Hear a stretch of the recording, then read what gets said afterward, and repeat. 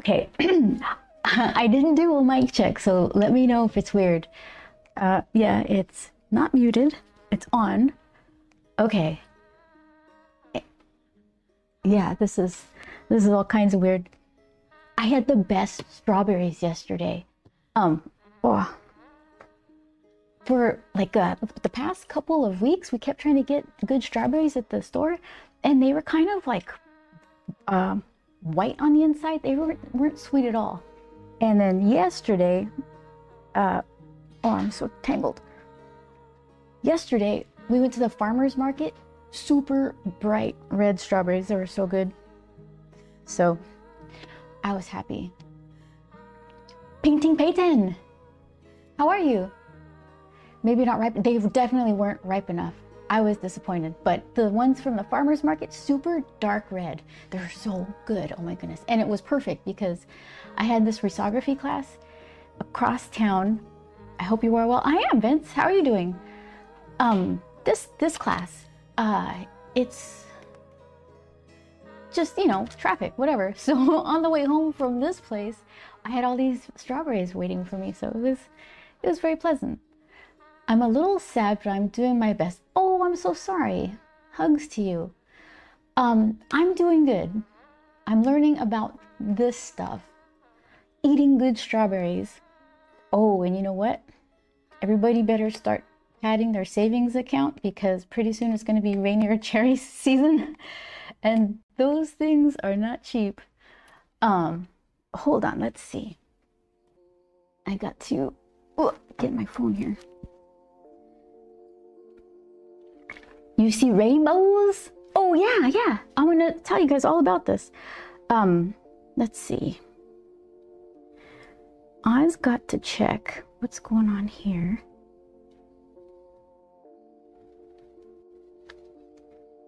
I don't know what any of this is.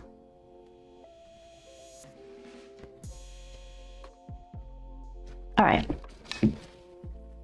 Let's see.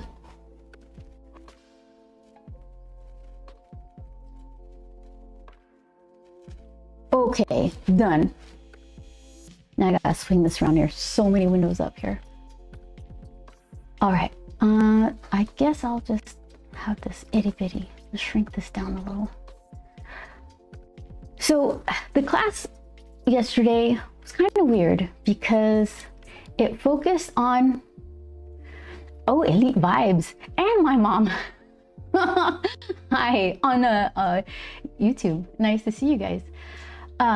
So this class, this risography class, here's why I took the class. I wanted to do this for a really long time because it's a neat kind of old-timey printing throwback looking technique where you can see, let's see, how the colors don't always line up perfectly. See the outline on the T? I didn't render that to be white. It's just kind of offset. Oh, you could see, like, there you go. There's a little pink X under, or a pink cross under the blue one. So that should be right on top of each other. But part of the charm of this is that it's offset. It looks kind of cool. But I've been trying to figure out how to do this with my art, and I've only been guessing, and I couldn't get anybody to print my zine in time with the risography, so I did it lithograph, am I even saying it right? But that paint is a lot more opaque, so they don't have like those blends that I like to see. It's just kind of heavy hand. It looks fine, I like it. It's a version that I like, so now I want the version that looks like this with the weird, let's see, I got so many colors here. I'll show you the white one.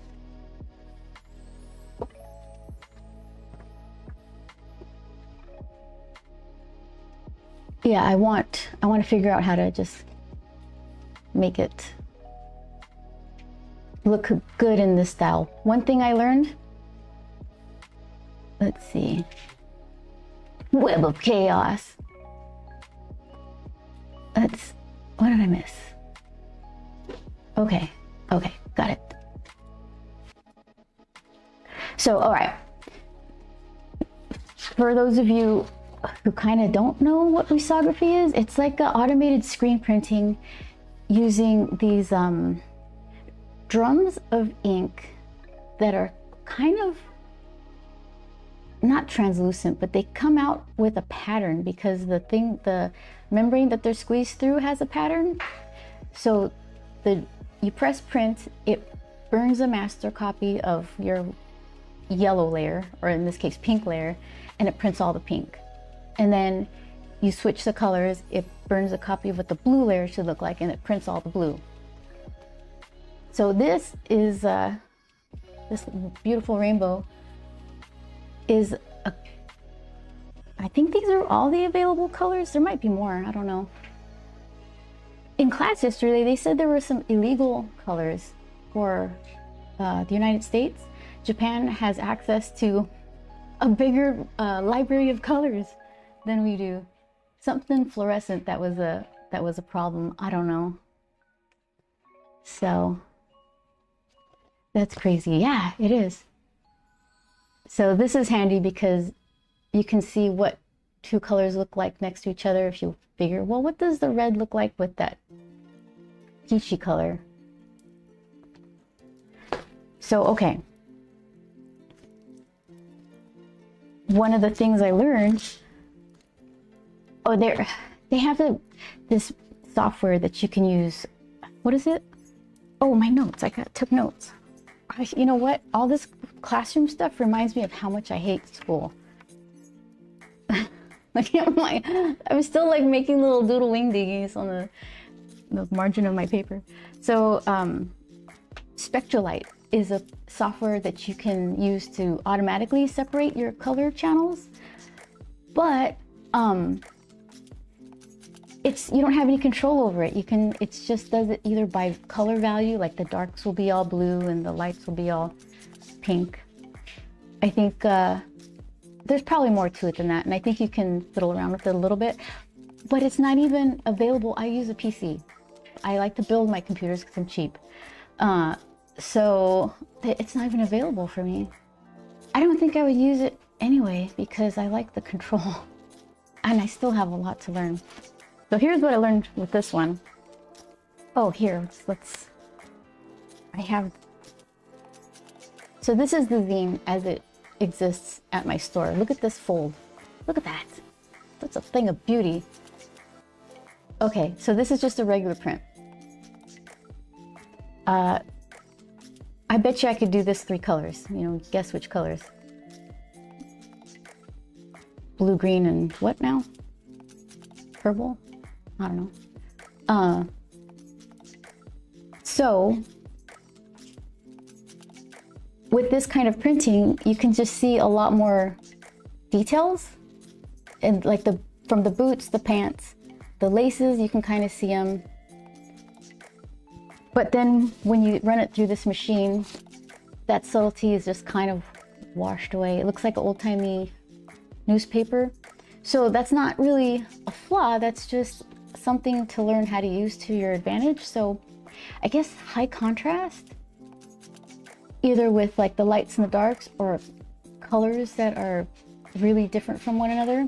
I don't know, I'm still learning. This is only day 2. I love the texture is painting. That's the thing that's most appealing about this, is the texture. So it leaves me wondering, you could really get away with not rendering much at all, just hard cuts. See, even this, the pants have a pretty hard cut and it all just kind of mushed. So I have to remember how things just really blend. More contrast, either super light and super dark blue, or just completely different colors to get some of the detail to show up. Game begin. Building your own PC is best. Yeah. Oh my gosh, I had to get a graphics card like at the worst time possible. And I had to RMA it. it messed up on me and I had to like send it in. They sent me it back with like a wire routed outside of the heatsink of it, the little aluminum fins. And I'm like, I don't want to take this thing apart and fix it. I don't want to send it back. So it just lives there and it's dark enough that I can't really tell. It's so pretty. But that one little thing's like, at least it works. Okay, anyway, yes, PC building is I like it a lot. So yeah, I don't have a Mac. And I what's that thing that's like the fake Apple Mac software that you can run on a PC? I don't know. I'm not gonna do it. So let's see. I hated school because the kids, even as a teenager. I hated school because the kids, even as a teenager. I hated teenagers. I'm glad it's behind me. I'll tell you that much. I love the same, more simple ones. Yeah. So, all right. What else did we learn here? Next week, we're gonna do 4 colors. So I think I'm gonna, okay, so then what do? Do I take something like this and then turn it into the 4 colors they have available, running into the same problems with the, similar value where all the texture, I'm replacing my own handmade texture with the printing texture that's applied naturally. So it's kind of interesting. I'm gonna have to come up with just some different kind of stuff. We'll see. Yeah, so the final is an 11 by 17 print. So that works perfect for the zines I do because they're 11 by 17. I need more zoom. You got all I can give. So yeah, but it was pretty interesting. Everyone, I didn't get to see anybody's work this time because I was last in line to get my prints done, and we went in groups. So by the time I was done, everybody was like sitting doing something else, and I didn't feel like, all right, no, hold your stuff out. Let me walk around and see. There seemed to be some cool stuff there. But I kind of didn't exactly follow the assignment because I was supposed to send in like a picture, a JPEG of this, so they can color separate it in that software, Spectralite, and let Spectralite make the two, like the pink layer and the blue layer. But I already separated the pink and the blue layer because I'm a control freak. So I didn't get the full purpose of the class. And then next week, we're supposed to separate them ourselves. So yeah, I think the best thing I'm getting out of this class though is to see what my work looks like with this printing process. Because I was guessing I made some guesses and I can see how there's all kinds of room for improvement. Since this is only 2 colors, they were telling us pick different colors so you can see what it looks like on, whatever colored paper. And if you picked a color that wasn't in your ink selection, you can actually like pretend that it's the 3rd color in your mix. Kind of washed out a little. Yeah, so we'll see. You're ahead of the game. Well, in some ways, there's plenty I don't know. So I try to sit there and think, even if they're going over, they were going over layers and channels in Photoshop, and like I've been coloring comics for a long time, so I'm like, yeah, I kind of know that, but I was still trying to pay close attention because I forget stuff, and maybe there's a bad habit I developed along the way. So I was trying to pay attention and learn something new. Hero of Realm says that is so incredible. I love it. Thank you so much. Yeah, I finally got the Instagram stuff working. So There you are in vertical goodness. So let's see. Did you have somewhat of a good time? Asks Painting Peyton. Yeah, I did. It's so weird because I was kind of thinking one day I'll be able to go to that studio and take that class, and now I'm totally in that class. It just feels like it feels nice to do the thing that you're hoping you would do. So it's good to be there. It's nice to just be around a bunch of people who are so specifically involved in exactly the thing you're trying to do in that moment, because we're all just learning this machine and this technique and focused on that. Thank you, Painting Peyton. I like saying that.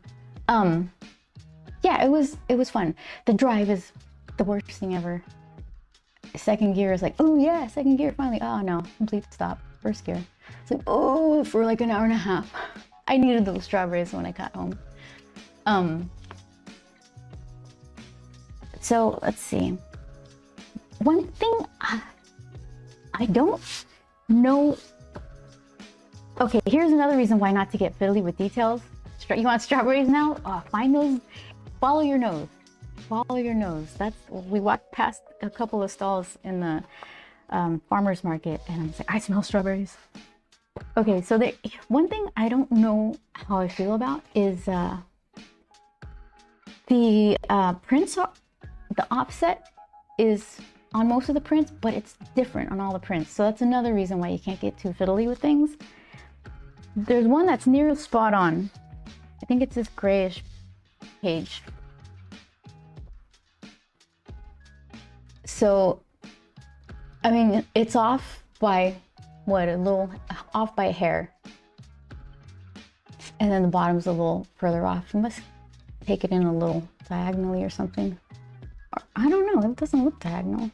It's definitely something going there. So this one's pretty spot on. And in the same run, you get one that pulls in a little weird, a little differently. So even if I was making micro adjustments on the machine, because you can kind of do that, like, oh, you know, press the little button a couple times and it shifts things over. It doesn't matter if each one comes out different. So, yeah. They talked about, they really love this RISO print artist, Natalie Andrewson, I believe.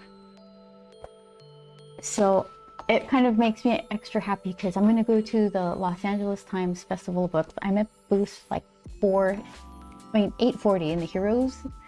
What is it called? Not the Heroes section. Heroes Complex. Hero Complex. It's the USC campus. What's the date on that? I got it right here. Okay, it's April 26th, 27th. Free to go. She's gonna be there, and I think she's like right across from me, so I can go say hi and be a weirdo. Try to act normal. So how you doing? Well, I'm the worst. Half of this is me practicing how to be social. It's not going well. I can't wait for this graphic novel to come out. Thank you so much, Hero Realm. Yeah, book 2, it's like been forever in progress. The zines are kind of a fun little in-between stories. These are in-between stories between book 1 and book 2. So book 1's available. Book 2 to be determined. Let's see. You might find something in that link tree there if you get curious. All right. Yeah, so what else can I tell you about this stuff? It's so weird. I really have to, kind of interesting to have to rethink how you art after so long for a different process. Maybe whatever I learn, like chunkier colors, higher contrast, will help in other areas of art along the way. I don't know.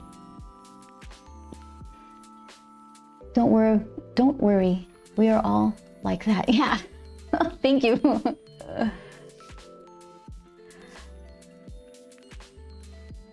Just be a weirdo. It's okay. That's what I tell myself. Painting. That's what I try to tell myself. So, I was thinking, I got this. If you guys have questions about this, please let me know. I know very little, but I can at least tell you my experiences so far. It's fun. Yeah, but school is weird. Okay. So, let's see. Well, let's look at these. We'll do a little parade of colors. I wish, yeah, we didn't trade any. Last week, we all signed and numbered and traded them, so I had stuff to show you of my classmates.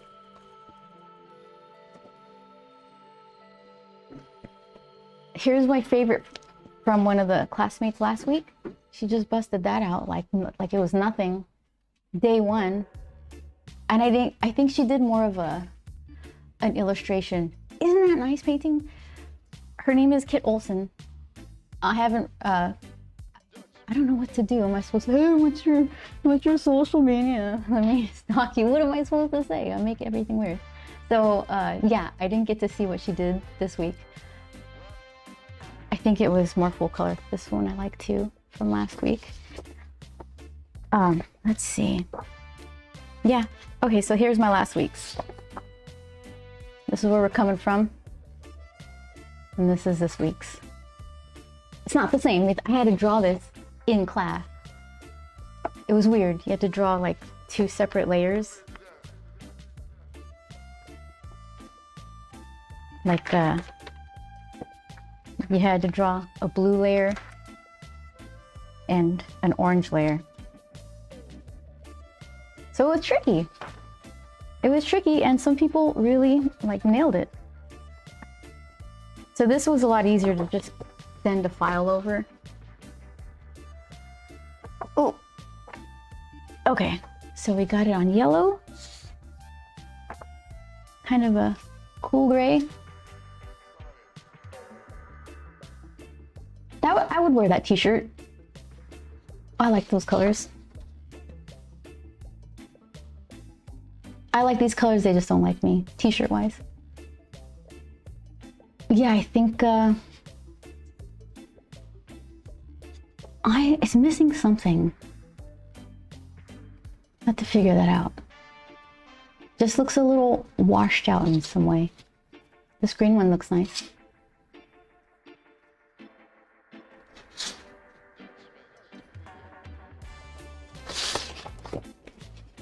White.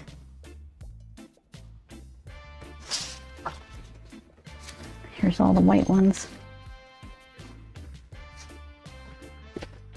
Blue.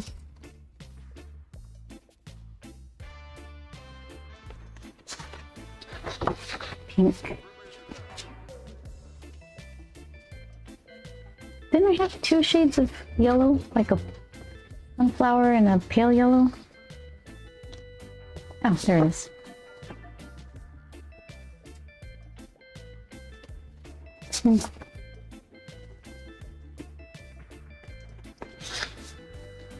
So if you're smart and you want to save money, instead of paying for the extra yellow color, you could just print it on yellow paper.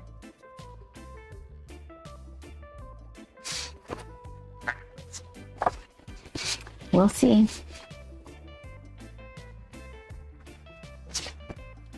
So one of the deciding factors for taking this class is after I take it, they'll let me use their machine so I could book time to print my own stuff. So the more I learn, the less time and resources I'll waste. And that'll be a good thing. Let's see. So last week, what did I paint last week? Let's see. I painted. Are you in here? Oh, this one.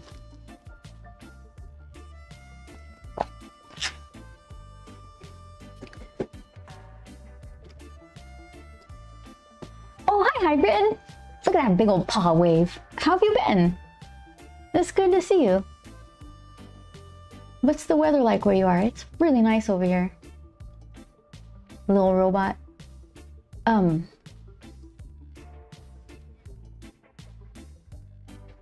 Hero of Realms getting back to work. Okay, I'll be here.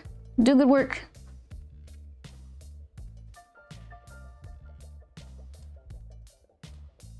All right, let's... That one. Okay. You know nothing but pain? Oh, I'm so sorry. I'm sick.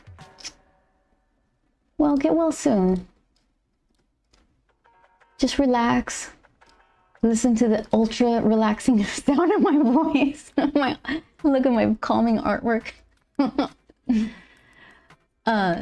So this one, I was wanting to make the egg look bright on the inside, and I was thinking, well, I need to make the outside of the egg a lot darker, possibly the background darker too, so then that inside really brightens or has the illusion of being a little brighter.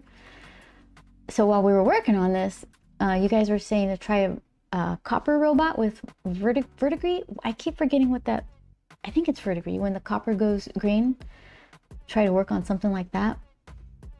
Hybrid says, I've been bouncing back and forth between almost spring weather and snow. Oh, it's like, what?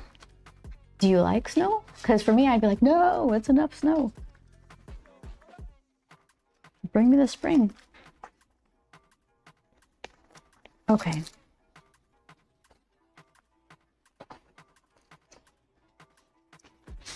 So I got some new watercolor paper.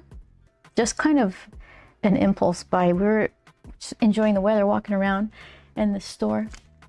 I had some bougie watercolor paper, 100% cotton. I don't think I have 100% cotton watercolor paper. What is this, cold press? I think it says cold press. 100% cotton, 4x6, cold, 300-pound cold press. All right.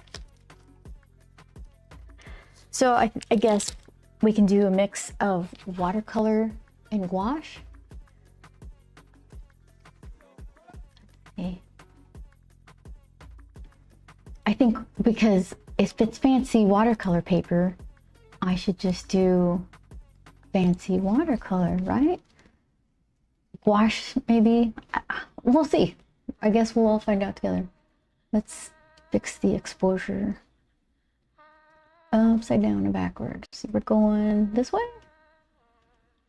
Oh, now we go that way. All right, I'll leave it a little darker until not. So I'm gonna do this crazy looking face robot. That's gonna be a big ladybug in its hand. Very springtime.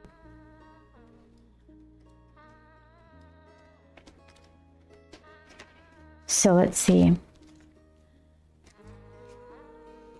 I was hoping I'd get the ink for this. We're talking about, I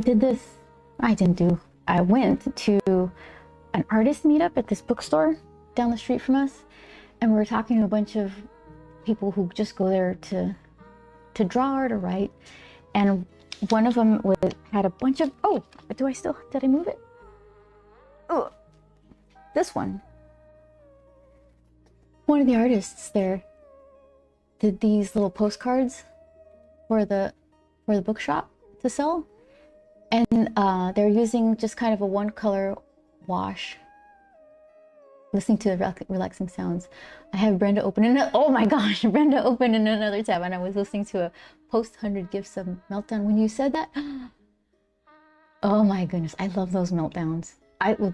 My favorite part is when I can't tell what's a pre-recorded like extra meltdown over her current occurring meltdown. It's like meltdown, like a layered cake of meltdown. So well, good for her. I love watching her. It's like visual coffee. So this artist was using this pen that I liked with this ink that I liked that they're saying don't use that in fountain pen. So I asked her about it and she's like, it's a $12 pen. What does it matter if it clogs? I mean, I don't want to just clog pens repeatedly, but a lot of people said that this particular ink, platinum carbon, is not a super bad choice. Just don't let it dry out. So here, I just got this. It's like half of the fun.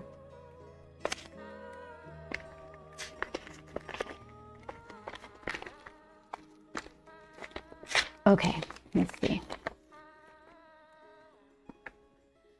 Oh, the color. This doesn't have a little, I guess not. What do you call it? A pocket clip or something? It's a pretty green color. Okay, so this is what I like about it. This tip is bent. Fude? Oh, there it is. So you can get thick and thin lines with it. And the ink I want to use, supposedly it's a little trickier because it clogs the nibs because it's pigment. It has little particles. So then there should be cartridges inside. I could just plug one of these cartridges in and try it out and then clean it. What do you think? I think these are blue. They don't look blue. I thought I read they were blue.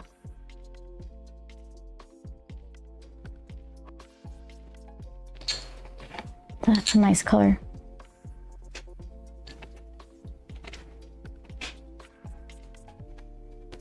Let's see. Medium.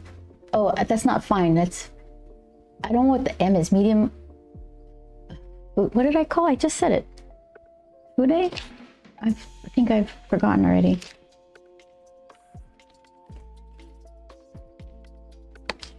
Nah, I think it's right. Close enough. Medium Fude. Hey Chris, I summoned you with Pen Talk. How are you? I'm just, I went and did the thing.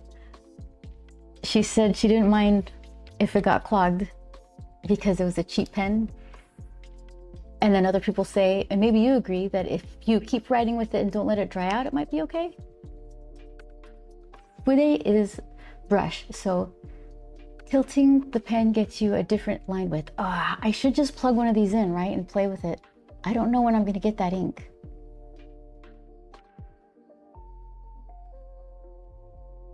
I think I'm gonna do it. Heck yeah! All right, let's do it. So okay, it's fairly low stakes, right? It came with, so I'm just gonna shove this in. This is the weirdest part. You just kind of push these in. Oh look, you can kind of see the thing that's gonna impale that. All right, there it goes. Click. Ugh. Okay, it just made a little, that my mic filtered that out. If it clogs, you just have to clean the tip. Yeah, I have this pen, where is my stink ink? This guy. This poor pen. It gets nothing but disrespect. It's a Noodler Charlie pen, I believe. It still stinks. Charlie, I'm sorry. You smell like bacteria still. But I have to keep my nose a lot closer to get the full whiff. So it's getting better. I cleaned it. Look, Chris, I cleaned it. It's no longer has dried ink in it. I'm pretty sure it's ready to go. This one I fill with Noodler's Heart of Darkness. I'm just giving it a rest.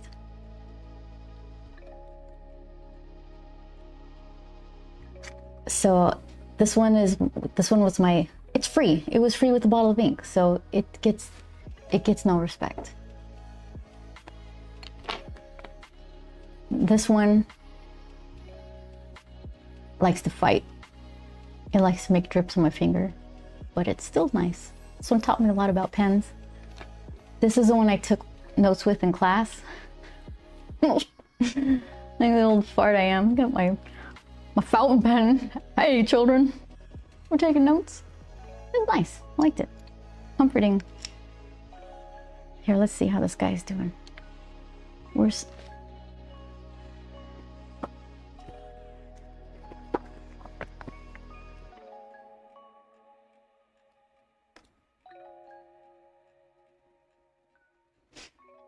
Okay, so let's see. Are you still... Okay, I gotta hold it a little higher for you vertical people. Okay. Well, we'll split the difference. Let's see if this guy is ripened yet. Oh, it did! Oh, look at it! That's nice. Oh, Amazon is here. Maybe. Okay, let's close this one up.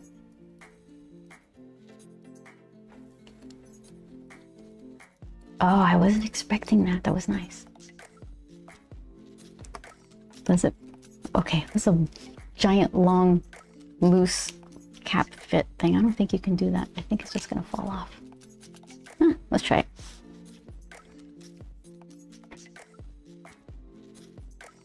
Wow, this is pretty... What else can you do? Okay, so it's flat against the flat part, and then you turn it, but not that much? What's the maximum turn? That's weird.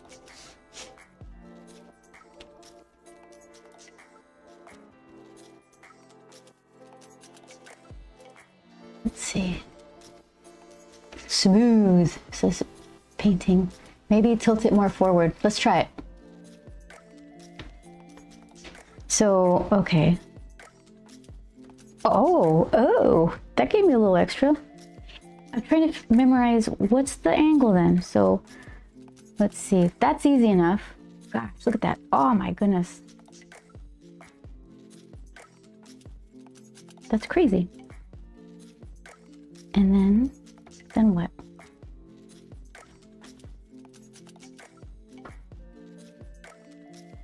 Yeah, the skinny is, gotta find it.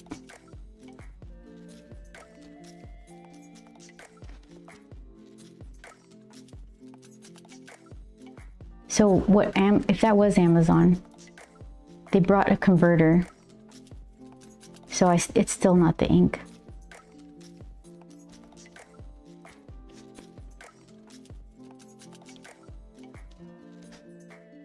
Okay, let's see. Yeah, I thought it was going to be blue ink. I like the black. I don't think it's water resistant.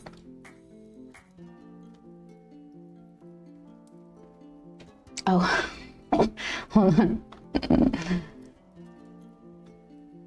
Let's see.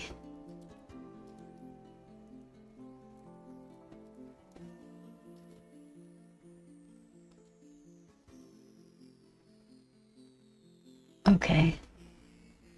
Oh. I don't know how to do. Game begin.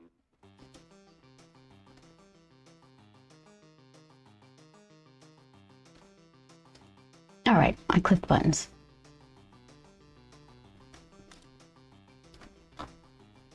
Thanks, Hybrid. I'll never see those.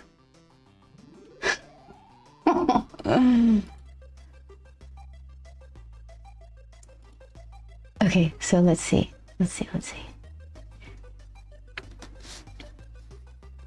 I just made this guy look insane. So we know that this is big.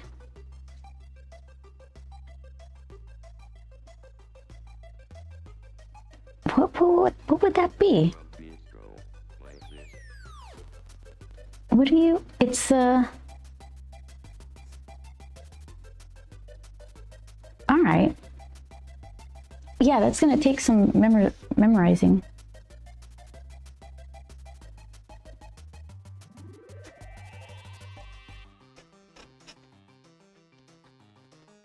Oh, upside down. There you go. Kinda.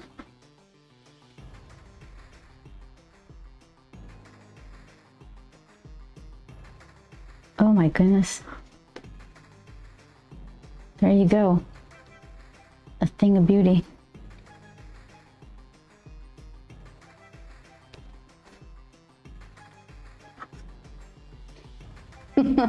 Okay, so then upside down is pretty reliable for a super skinny line. Flat, obviously, nice and thick. And then I still like the pulling of a thinner line. I gotta find that one because I can't do it until I roll it. And then it's like, oh, there it is, there it is. So yeah, recommended. That's fun. All right. $12. Can't beat it. Immediately part of their channel already is like, yeah, I wasn't fast enough. I wasn't the deciding factor in that person's Twitch life. Rotating to the left and right isn't good. You lose the ink feed. Okay, and put pressure on the nib in the wrong way. Just tilt up and down or right with the nib reversed. Okay.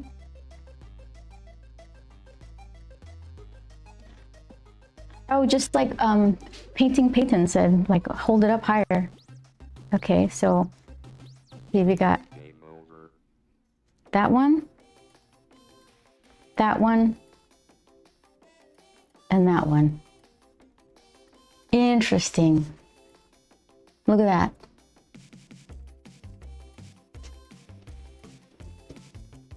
Add .com to your automod block terms. I've had it catch every one of those. Thank you. Let's see. Oh, what do we say?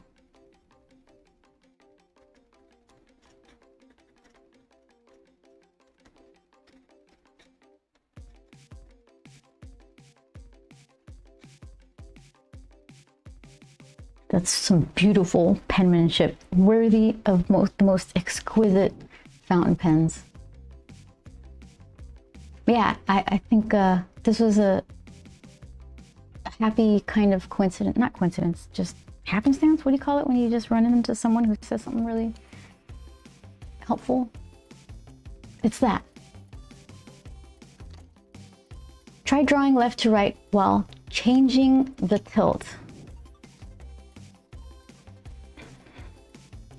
Okay, so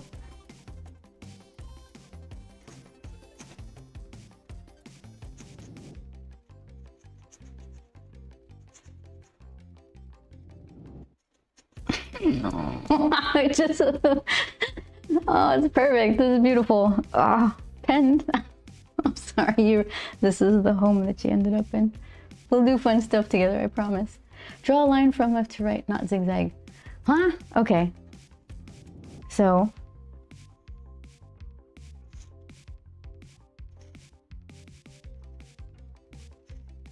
doesn't that put the pressure on the nibs going the wrong way?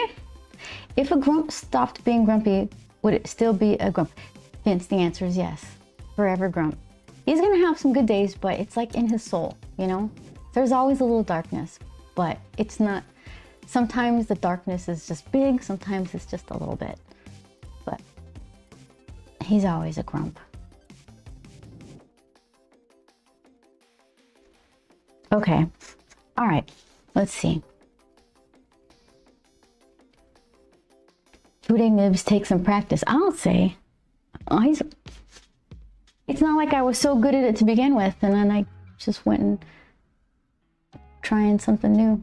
Run before I could walk every time.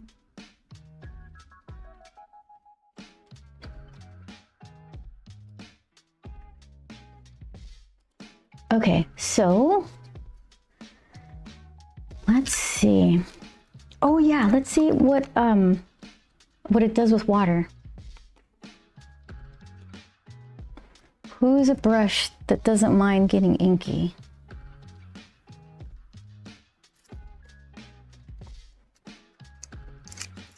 These weird little guys.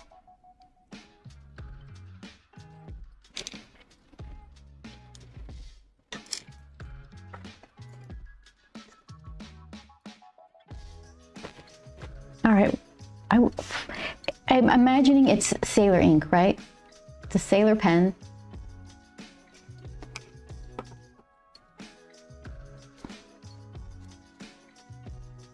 Let's see. Oh yeah, that comes right up.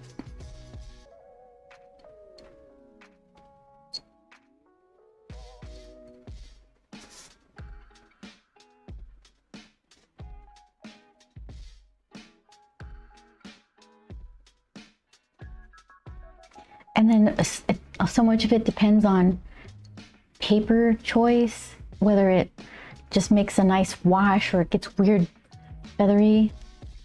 So much to learn. Yeah, but Sailor makes a lot of different inks. Yeah, this one's a good one. This is what they recommended for us. I don't think this is what's in these little cartridges though. I wonder if it says, let's see.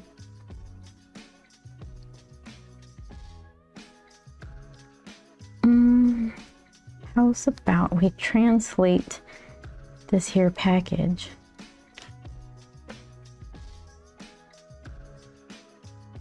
Insert the cartridge straight in the direction of the arrow on the cartridge tube. Oh, well, I didn't see that. Do not rotate the cartridge while inserting or removing. This may cause ink leakage. Please use cartridge ink designed for sailor fountain pens. That's not going to happen. When changing the ink, be sure to drain the ink and wash the nib neck with clean water. Okay, what? Is it under this? Hold on. It's going to be under this. Oh, this isn't going to come off.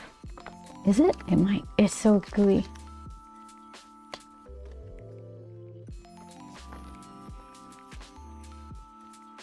Okay, look at that. Who wants a sticker? I have no place to put it. It's on my pants. Okay. Maybe it says on the front. That would be...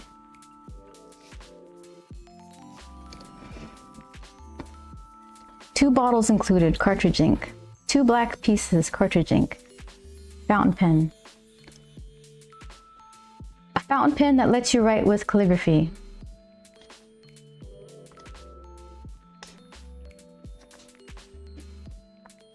Are you gonna tell me what kind of ink was in there? His thickness is changing. Excuse me. Hold on. Fine writing, bold writing. Write with a pen upright. Fude de Manon. Body color green. Bent. The point is the pen tip. All right, it doesn't say anything about what kind of ink it is. I don't think it matters all that much.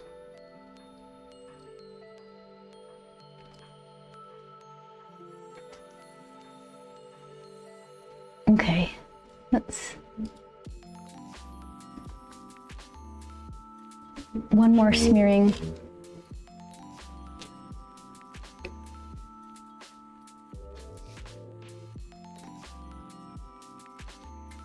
It's better than I thought it was going to be.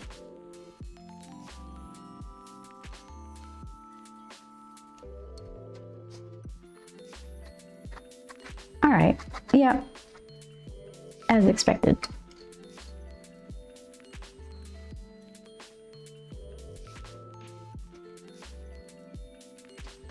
All right, so let's see. This guy. Why does it seem so dark in here? Let's try this again. You? Oh, wrong thing. That one, and then... All right, we'll leave it at that.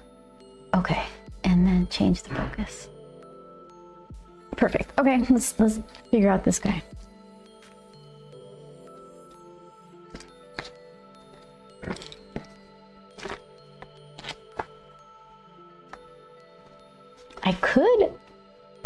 I've been waiting for the end to line these things.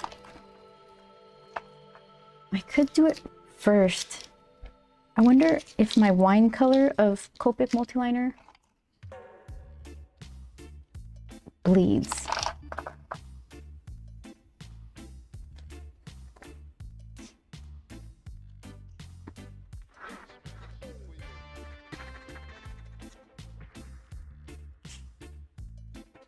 If it's fine with alcohol, why wouldn't it be with water? That's not bad.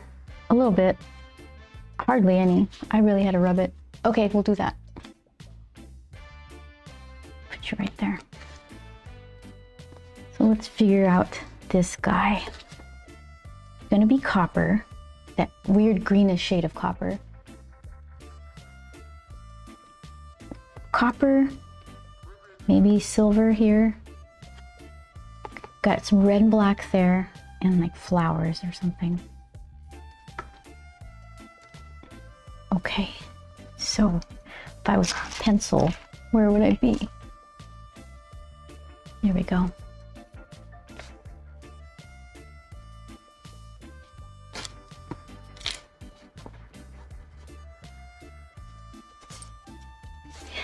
I thought that this side of the paper, the watercolor paper that had more of a flat gritty pattern was the back.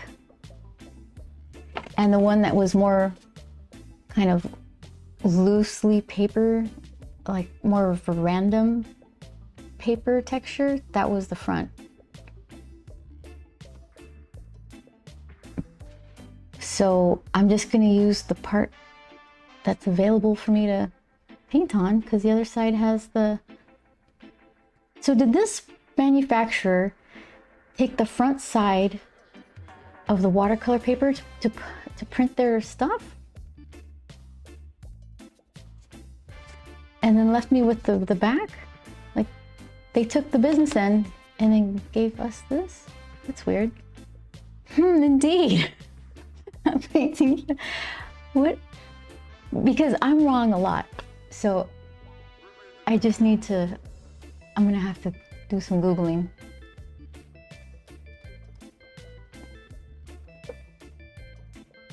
Okay, let's see. What is going, oh, that's that. Okay, that's fine.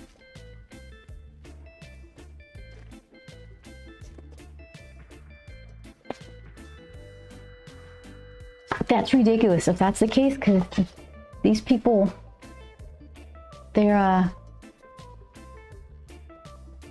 not like budget friendly exactly. Oh, okay, I need more erasers. Here we go.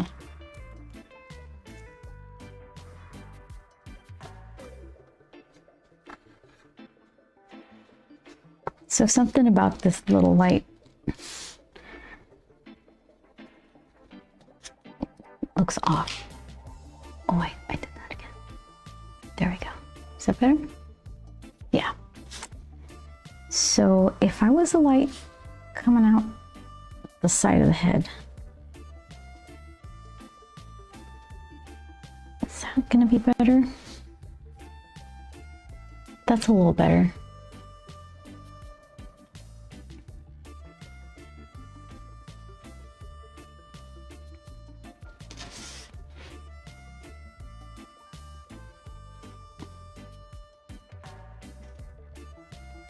A little cuff that it comes out of, like a ridge lip thing.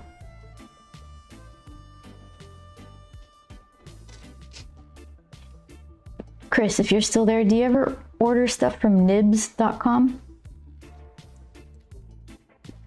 They said, we've been around since 1992 or something like that. So I thought, okay, that sounds legit. So that's where I'm waiting for the carbon, the platinum carbon ink. It was out of stock at JetPens. That's where I usually get that stuff. And they had it on Amazon, but the price was so inexpensive that I feared it would just be kind of not legitimate. Like they would have cracked open the bottle and just put regular ink in, mixed it up. Nope, I haven't ordered from them. Okay. We'll see. Oh, the converter came in. Let's see. I'll take it. Oh, thank you. Giving me scissors to open the package.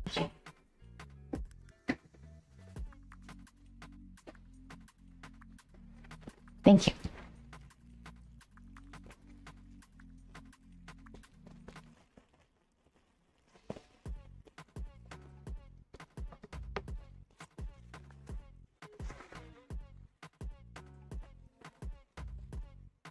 There it is.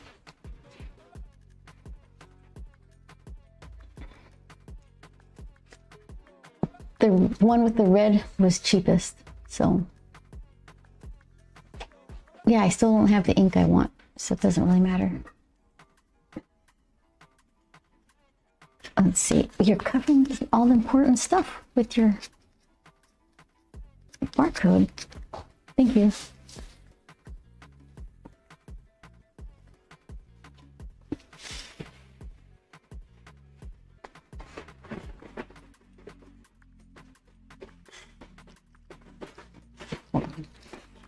My normal fast source is JetPens, located here in San Jose. Oh, okay. So it's almost always 24-hour delivery. Ooh, that's nice. Yeah, I like JetPens a lot. We don't get 24-hour delivery, but they're reasonable.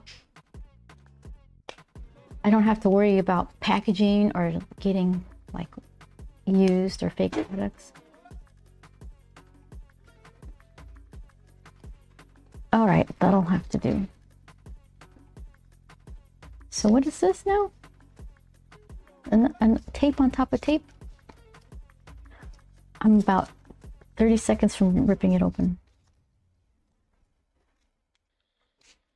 I'll try.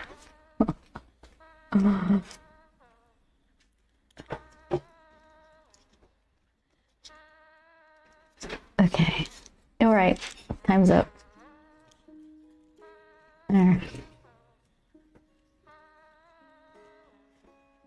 What are you're like, there we go. Ta-da! Takes forever. Just get out. Well packaged, thank you. I appreciate it. Okay, so then I guess what you're supposed to do when this is on the nib part, do I even, here, just as an example. So this isn't the right one, but and I'm not going to touch it because I don't want to get the stink on this sailor. Classy sailor doesn't need to smell like bacteria. So this would go in like that. And then you dip the nib part into your ink, and then you make the plunger go up. Oh, I'm so good at explaining things. Like that, and then that fills the ink. So then that's what that's for. So when I get my platinum carbon ink, I'm gonna sit on it for a while because I just put the other converter. I got so many fun stuff. Okay, so you should go with the other converters.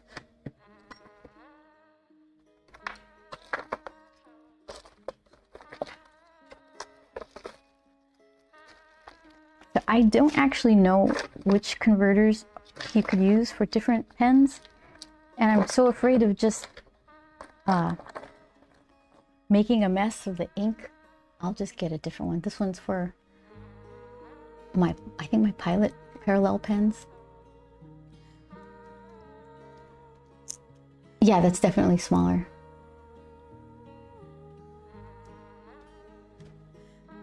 So, yeah, good choice.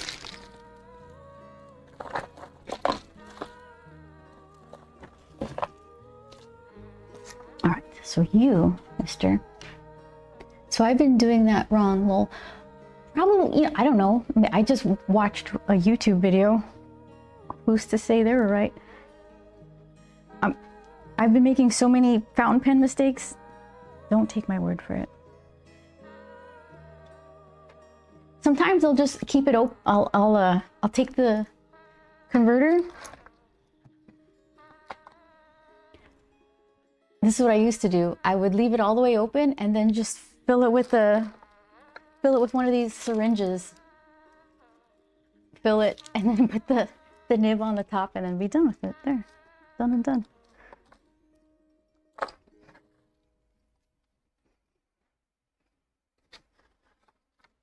Let's see.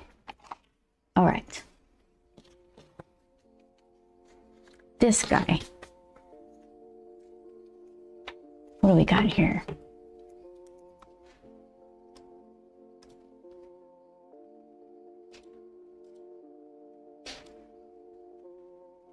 I have no idea what happened to Instagram. It's frozen from my little preview screen. Gets the job done. You know what? If it works, and I don't think we're damaging anything doing it our own crazy ways.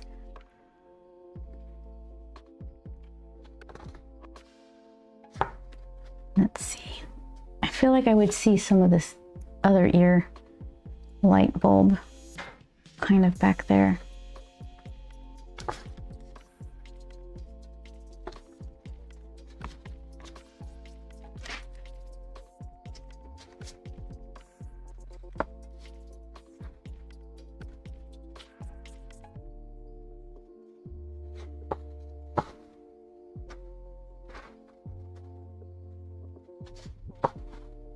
Try that and figure out what his little shoulder pads look like.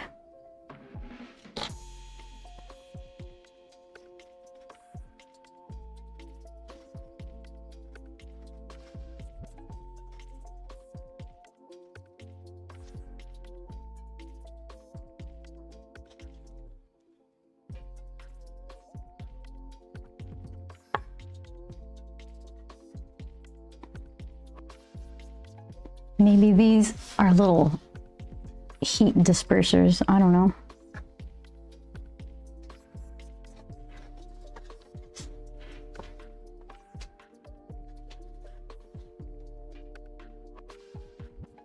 Oh, we finally finished watching Common Side Effects last night. I liked it. I think I liked it more than Joel did. I wasn't, well, I won't be spoilery. It definitely felt like they were petitioning for a season 2. It was a good ending, but there was, like, you know, those little breadcrumbs that they kind of leave to entice for more story.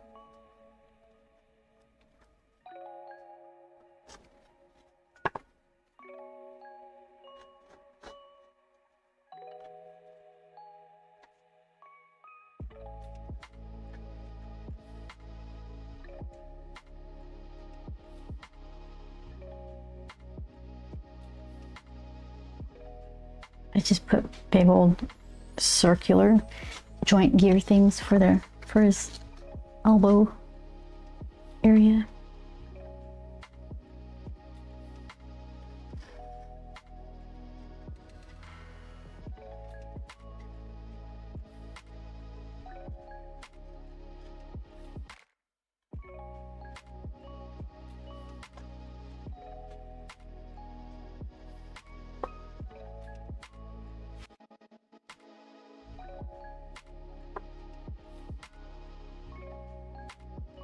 Cute little pencil. I got this one as a backup for, is my orange one still in here? Oh, there it is. This one I got first. You can see it's all kind of, the orange is cracking off, but the feed is kind of messing up a little bit. So I got this one to replace it, but this one's still kind of kicking, you know, it's still doing its job, so it gets to hang out. I just don't want to throw it away. This one I got, and I had to Google who this artist was. There it is. And I found out what these characters were. They're like, it's the whole concept of this world is comfortable, cozy spots, quiet places. So these are all kind of discarded food that one of them is like, this is like breaded pork. It was like the fatty breaded pork left on the grill. So it found a cozy spot with this last dumpling, I guess, that didn't really make the cut. I really don't know. This is a boba thing. This is a shrimp, a little shrimp thing that nobody wanted to eat. Oh, so I accidentally got the cutest pen ever, I guess, or pencil. It was cute, right? It was cute before I knew the story behind him.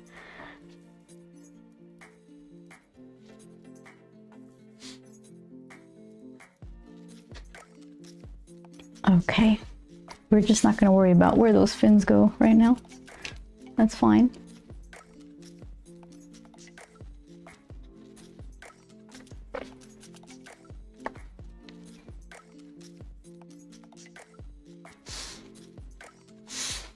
So I've got 2 more risography classes, and when I can book time to make prints, I'm definitely not going to make them for 6 p.m.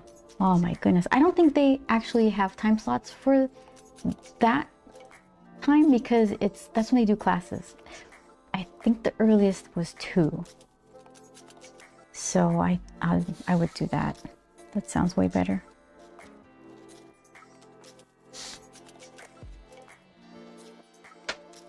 Book time for an hour. The thing I won't know until I try is an hour long enough? Will it be long enough as a beginner when I'm trying to figure out like how things are going, whatever minor troubleshooting I need to do? An hour is probably fine. I guess I should tell myself to not overdo it with what I expect to print. Little steps at a time, thank you, yeah. So I'll take a small project and then see how long that takes. And then go from there.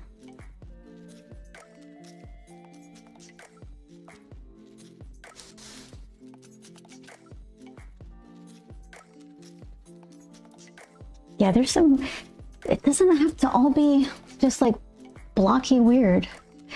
Hold on, there's a print that I really like and it's too far for me to get. So let me, I'll be right back in like 2 seconds.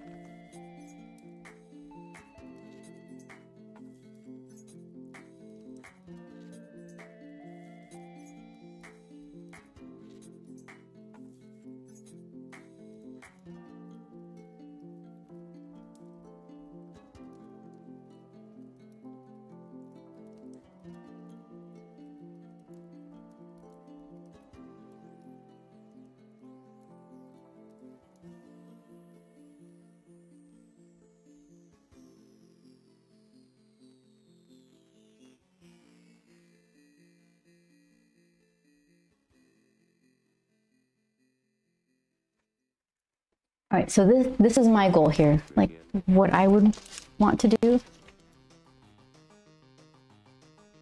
This is a 4-color print. I think it's like brown, sunflower, mint green, and fluorescent orange. This is one of my favorite pieces. I got to talk to the artist.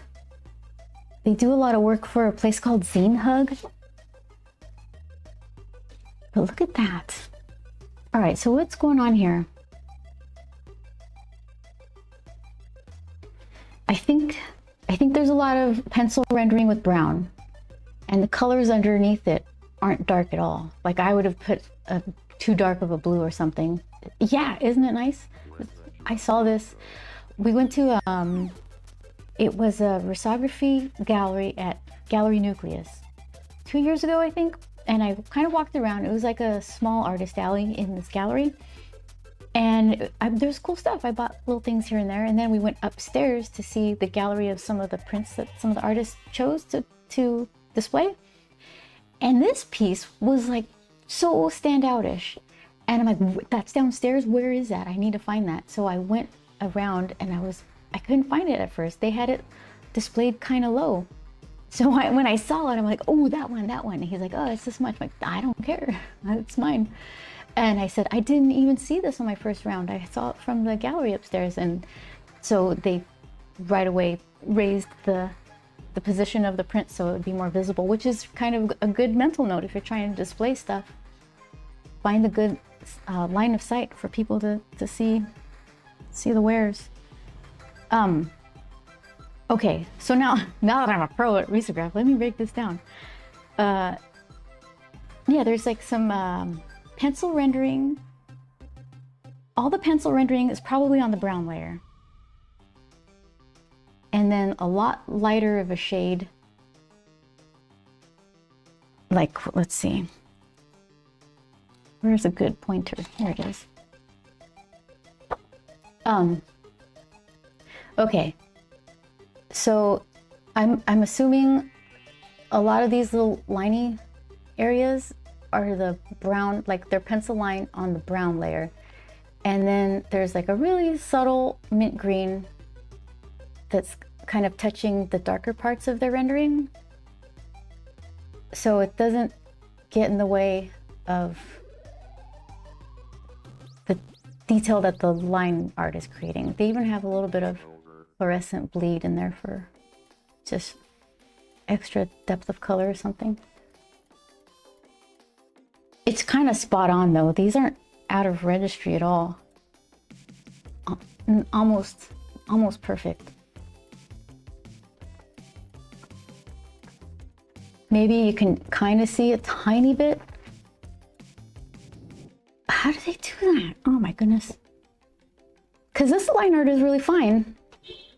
And they're not struggling with anything. The more I learn, the more questions I have.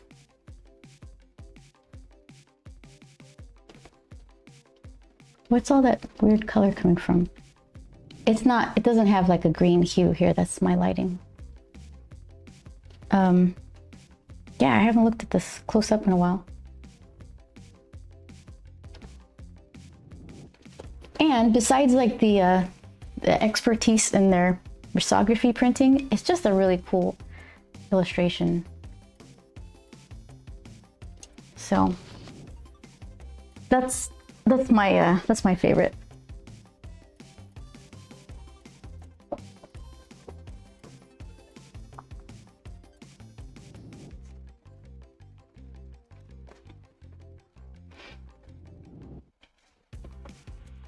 Okay, let's see. And which focus do I have? The wrong one. There we go. Okay. Robot. Let's do some robot here.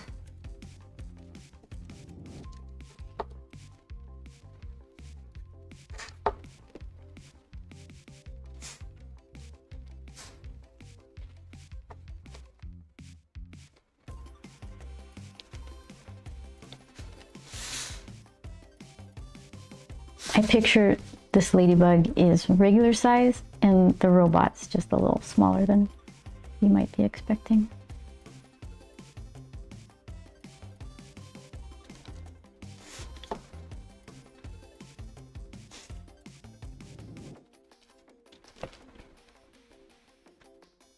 Hold on. Let's get some proper spots.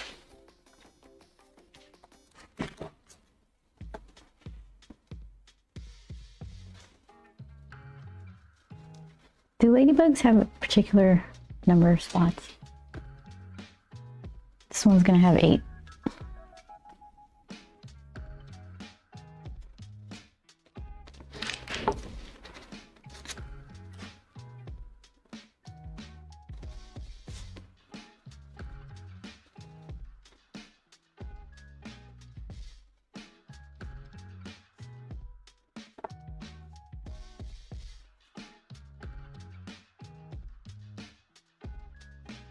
Minty little robot fingers.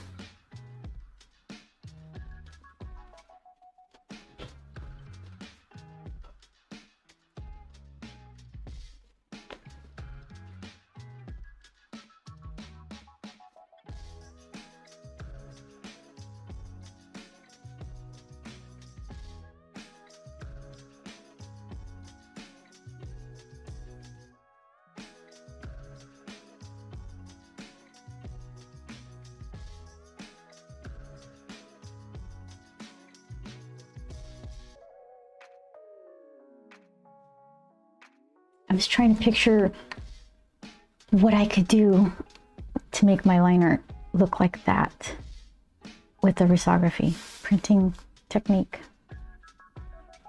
I think it's just the color. I'm putting too dark of a color underneath the line art.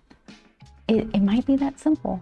And I don't think there was, let's see.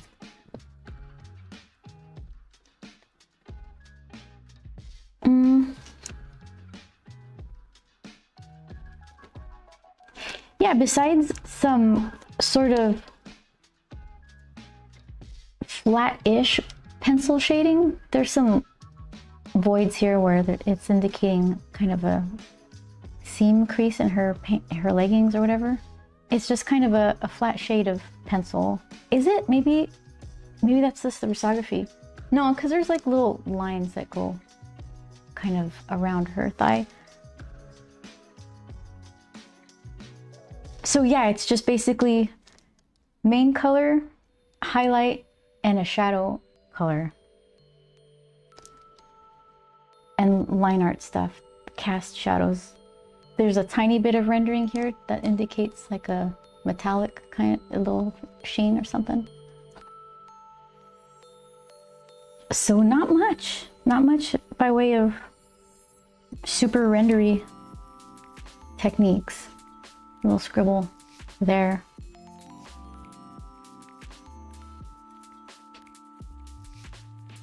All right.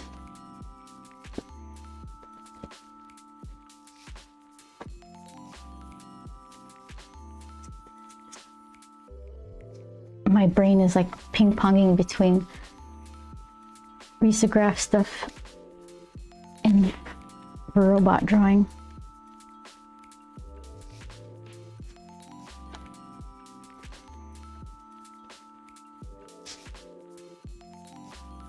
His torso is just kind of like a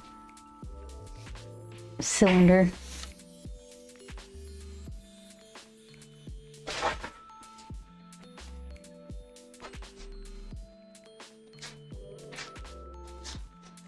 I'm gonna have to figure out what details I could put in so that I can play them up with the weird copper greeny stuff. Maybe like bolts that have extra green dripping, not dripping, but kind of dripping from underneath the bolts, kind of staining the copper that it's on top of. I have no idea how I'm going to do that with watercolor and gouache. That's a problem for later on me.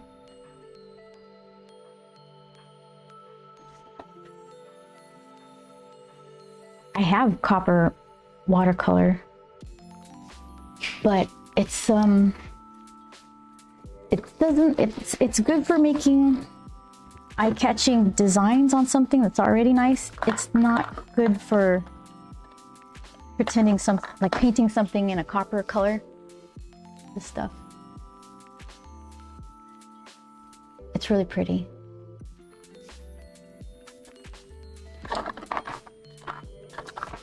But if you just relied only on that to make something copper, it's going to be really flat.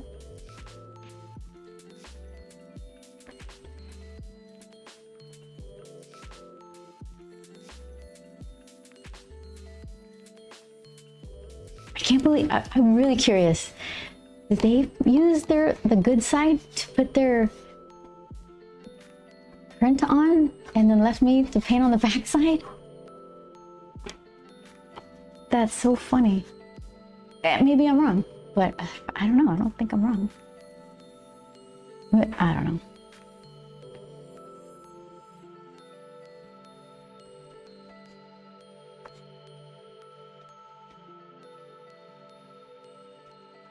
So you don't always get what you pay for.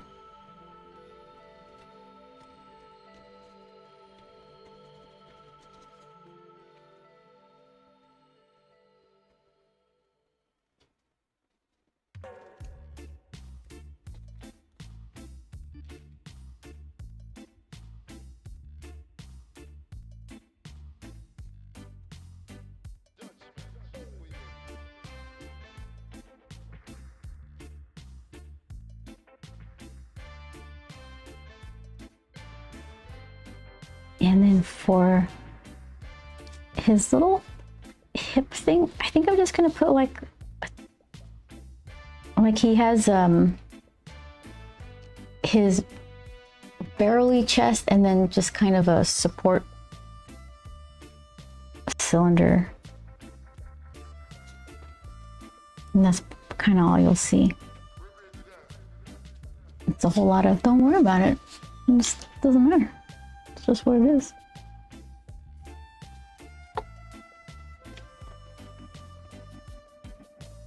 All right. So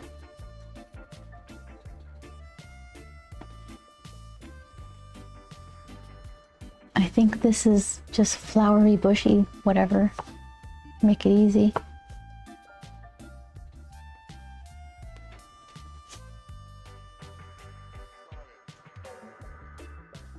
It's antenna light.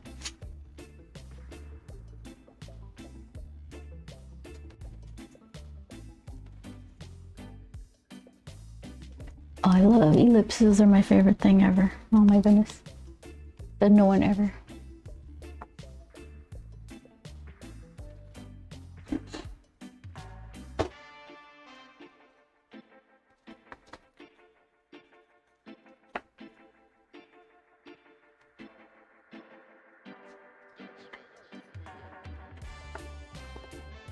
All right. Let's see. This should be the easy part. Did I have the wrong? Nope, right one.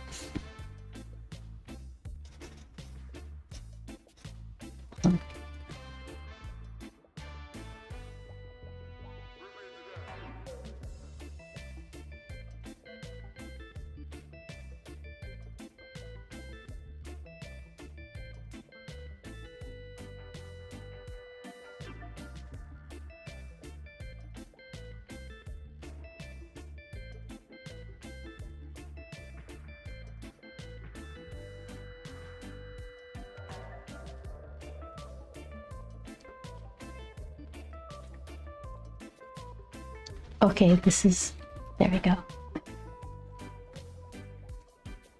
Okay, perfect. Thanks.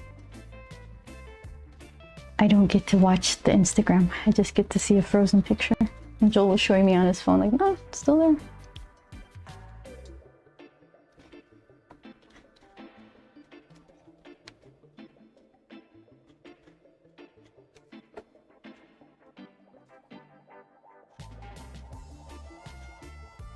Hold on.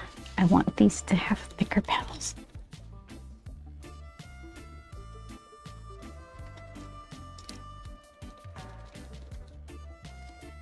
I don't think I'll get so fancy as to make like actual flowers, like irises and all that stuff.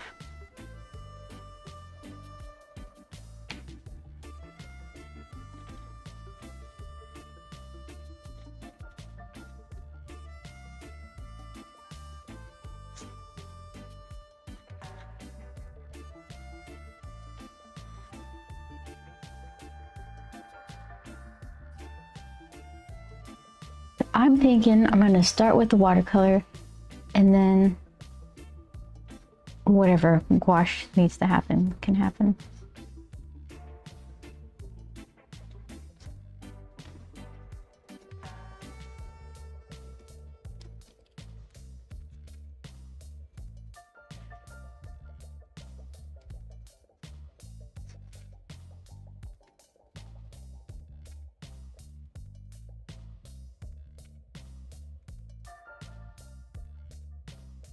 Maybe some extra little grassy grass. What's got this back here?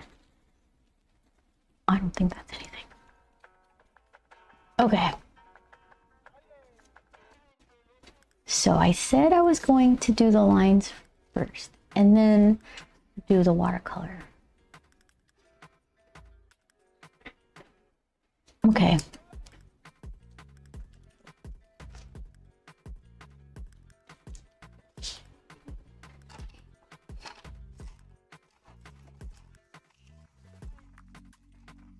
I thought I had brown. There's no brown.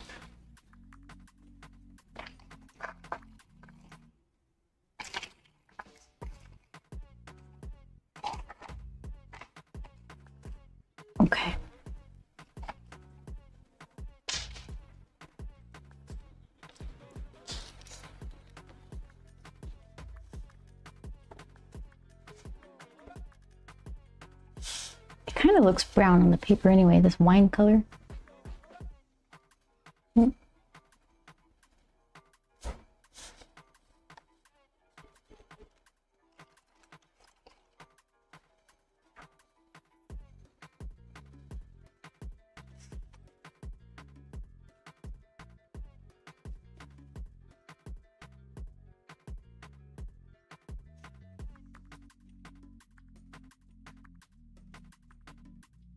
So then I wonder what happens, what's the difference between painting on the back side of the watercolor versus the watercolor paper versus the front side? Maybe an absorption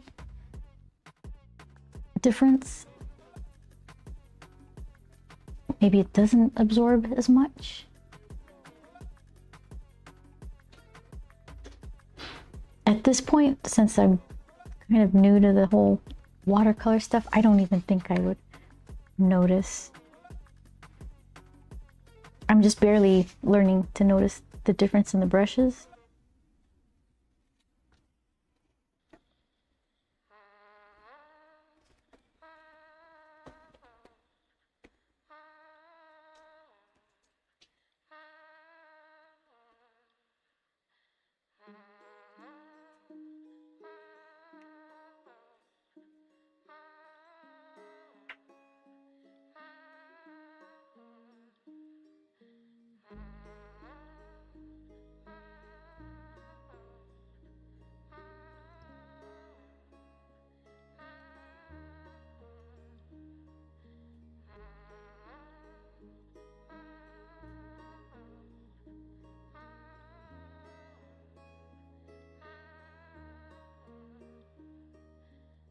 Embrace the wiggle. That depends on how the paper is sized and finished. Okay, sized means like the water and stretching of the paper. I remember you told me that before. I've forgotten. And finished. Any unsized will absorb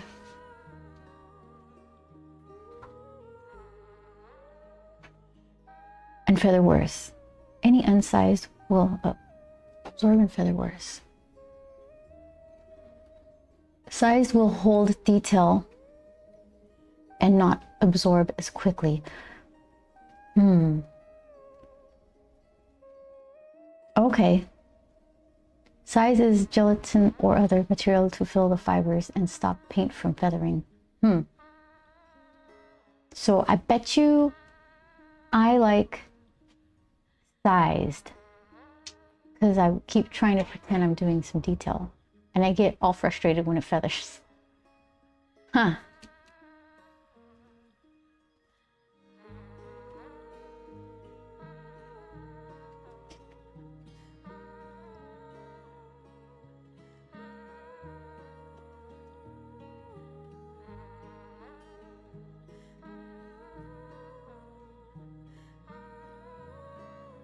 Okay, so you just will be stacked on top of each other. That's fine.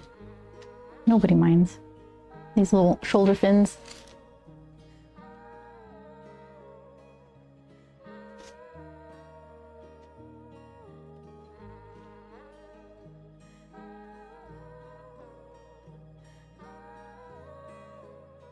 These remind me of something. What is that? Oh, my banners. My retractable banners, when you pick them up,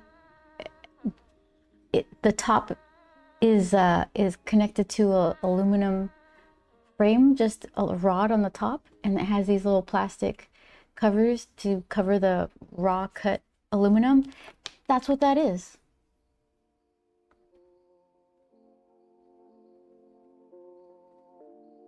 He's made of convention booth materials.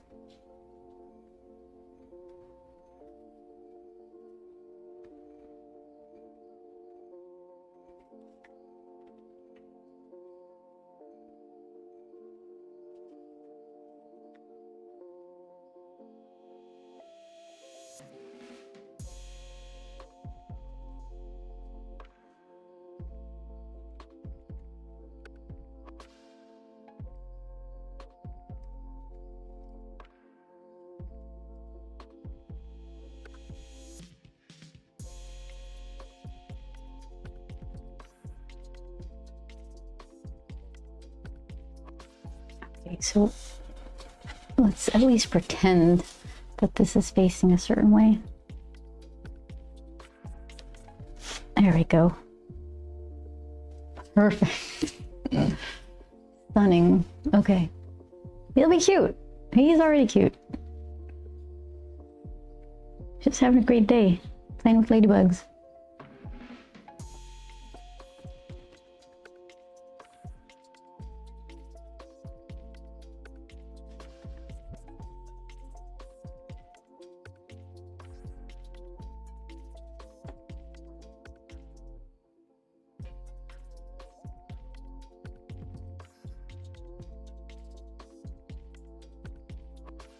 So I guess for next week, RISO recap for day 3, my 4-color print.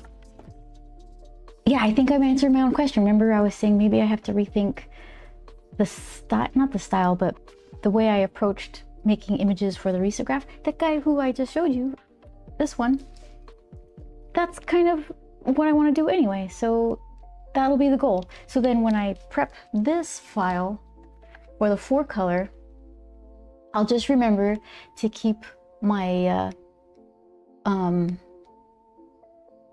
these undercolors really light, and whatever shadows, they'll be really light. Yeah, I think it'll be fine.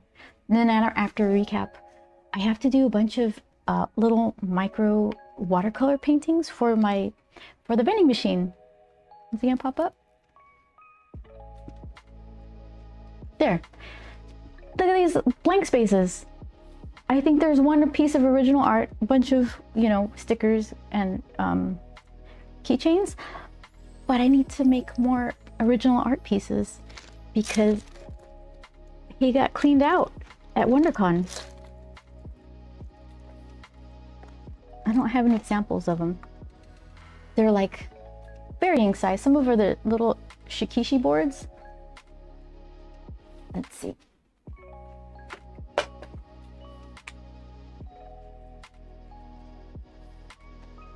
All right, for some reason I have a black one hanging out like this, but white with gold trim.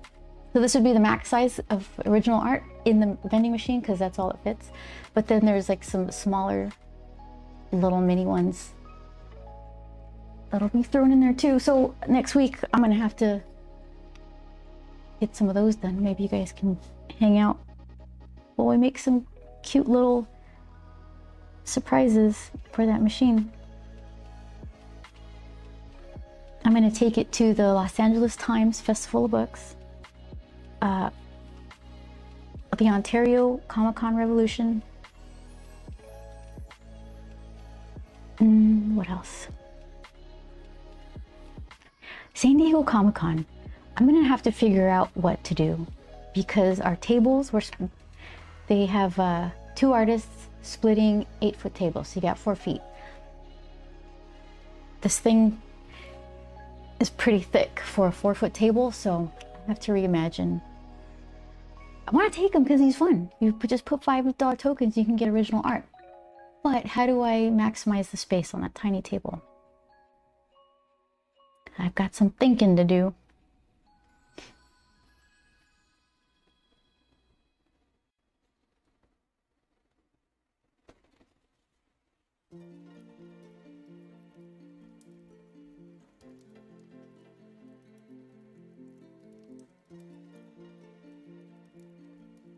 I feel like I'm forgetting one, but I think that might be it.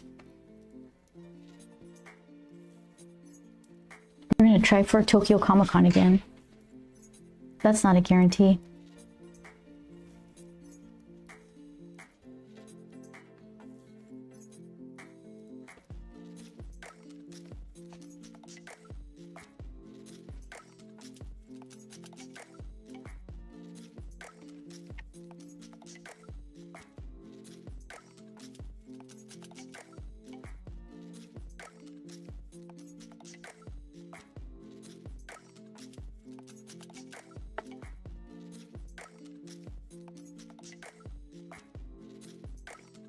I don't know why I do it like this. I do the boring line first, and then I go back in and put some line weights. I could just do that now, but for whatever reason, it's like like the warm-up line or something. I don't know. I have no idea, but this is how it is.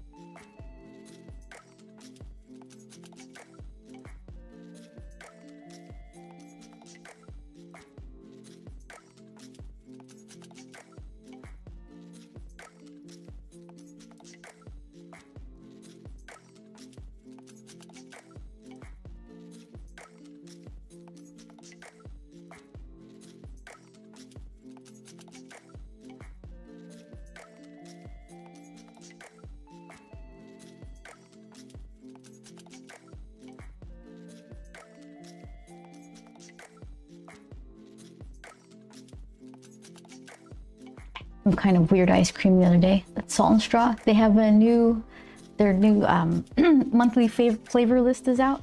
I get all excited about it. It was coffee and marmalade or something.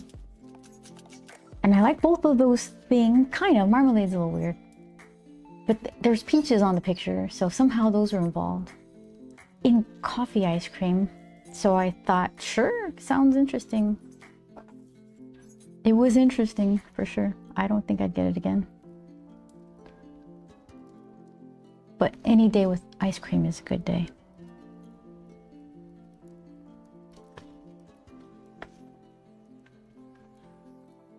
Oh, they had I was I was complaining about what is that place called? Van Leeuwen? I'm missing a syllable there. Their ice cream, they have a malted chocolate chip cookie dough shake ice cream, and you could barely taste any of the malted flavor. Salt and Straw also has a malted cookie dough ice cream. It was a lot better. You can totally taste the malted stuff. I'd have that again.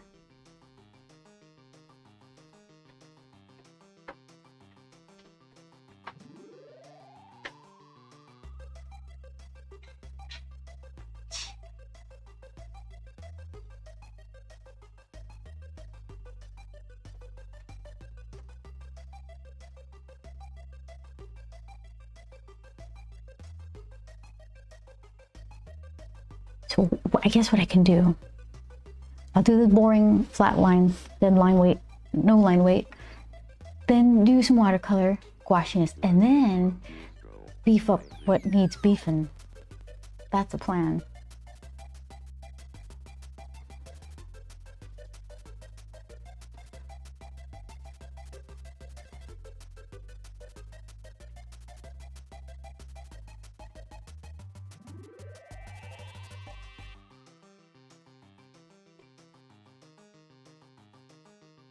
Okay, flowers.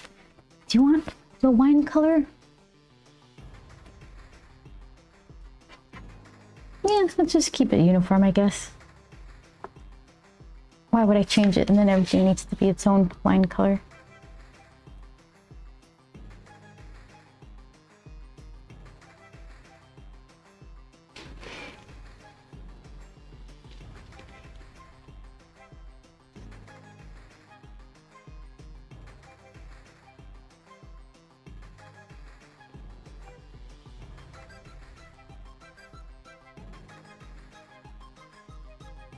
And I scribbled flowers somewhere here. They're so faint. Okay.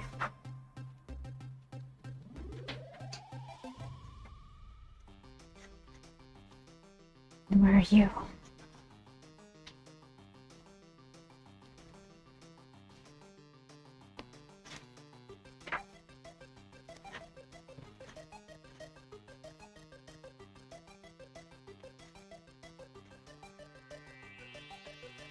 And then like grassy grass, let me do little flowers.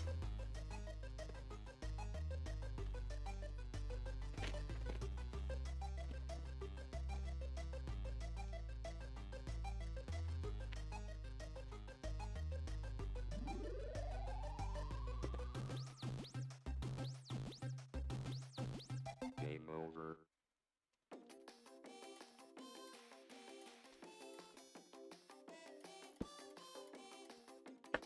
What else? You need a medium-sized flower, right? Like there-ish. Let's see, what is a medium-sized flower? That'll work.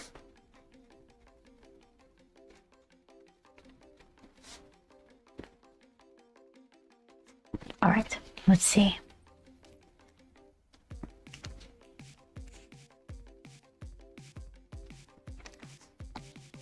All right, let's find out what Google says. Verdigris, or I'm gonna say, okay, I'm gonna find out definitively if that copper green is called verdigris.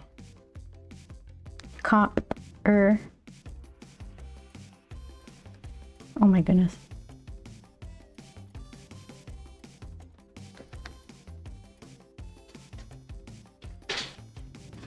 Oh, copper green is a product.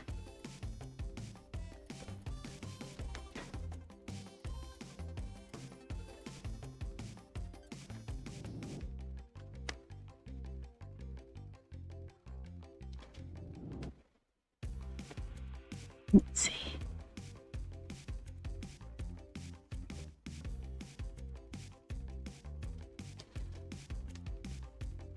Yeah, okay.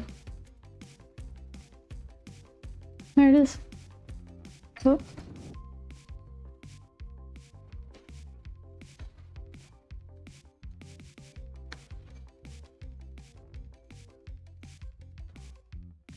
So pretty. Okay, let's see what we could do with that. What do we got here?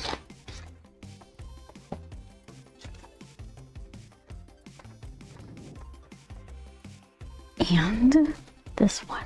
Okay.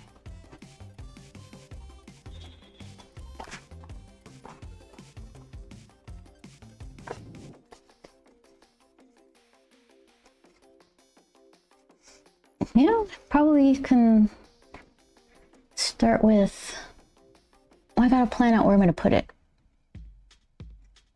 It has to make sense or else it just looks random.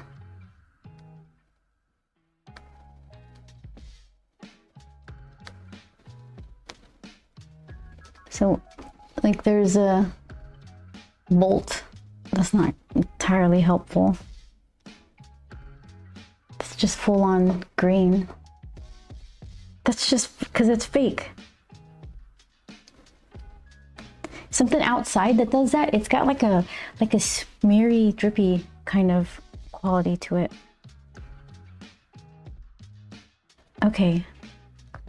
What can I, maybe like if I look up copper gutters or something, let's see what those look like.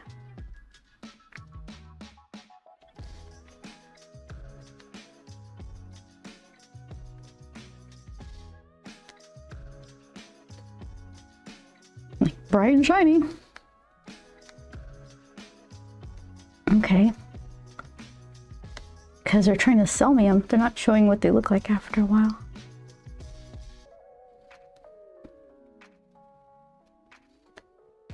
Oh, here you go.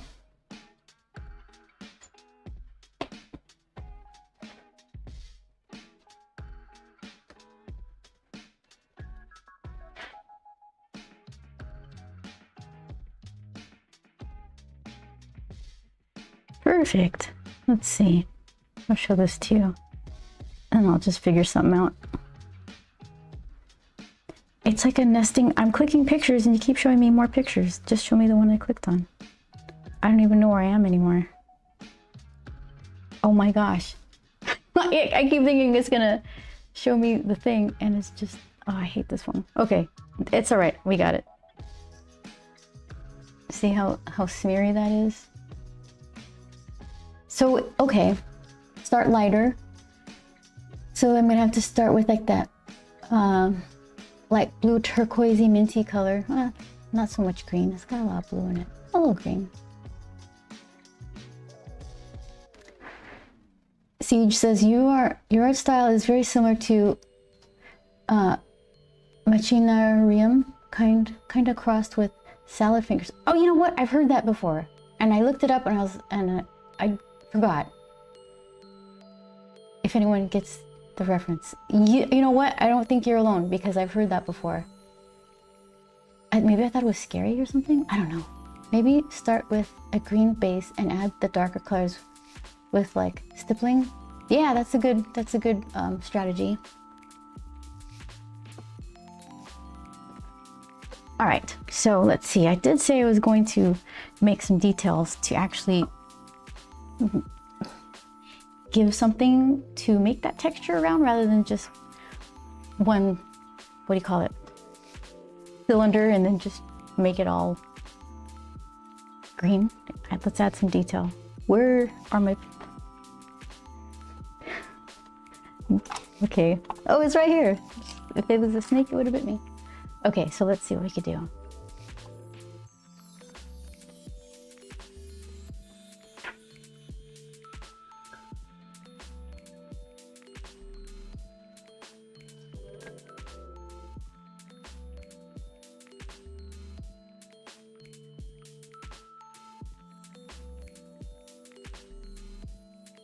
Like bolts straight down the middle.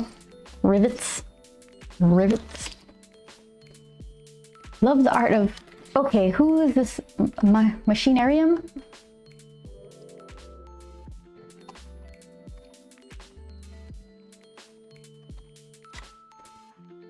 Aww.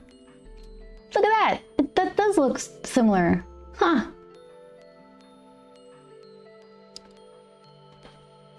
Oh my goodness. Everything's already done. Hold on, let me share it with everybody.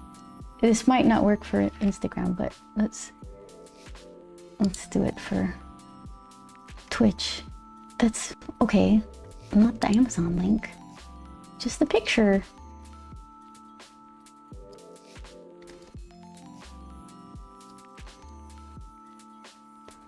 Okay, so there are sculptures?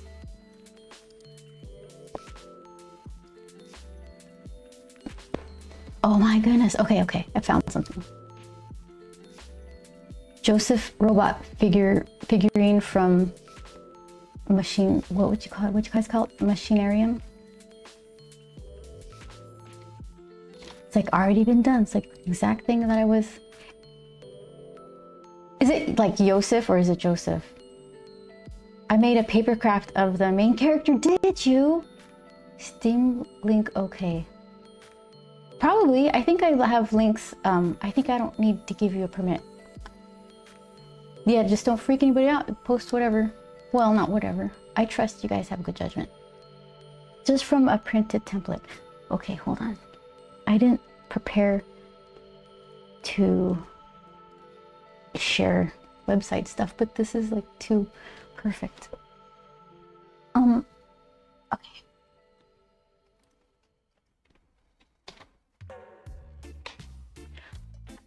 All right. Step 1, find the thing. Got it. Step 2, close all this before I get confused. You look at you, and then, okay.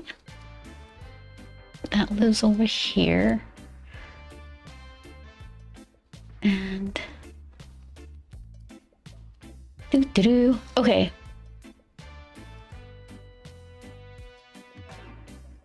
You are, yeah, that guy. Okay, let's see if this works. Hey, there it is. What do you call it? And let's see if I can move. How do I do that? Hold on.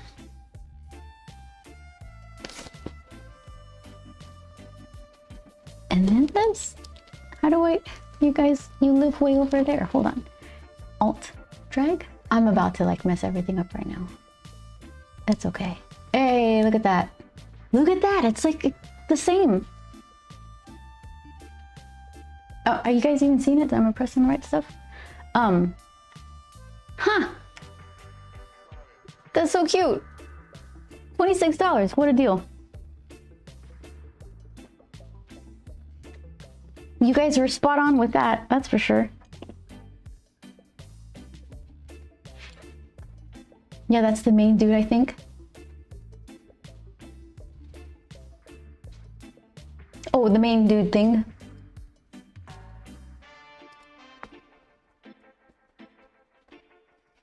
If you're after the next Diablo or Fortnite, not the game, want character and style, game has it in spades. Huh. Really? Okay. I have to put that, hold on. Another note.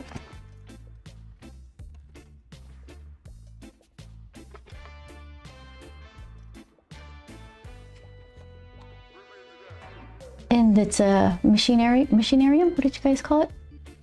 Machinarium, okay.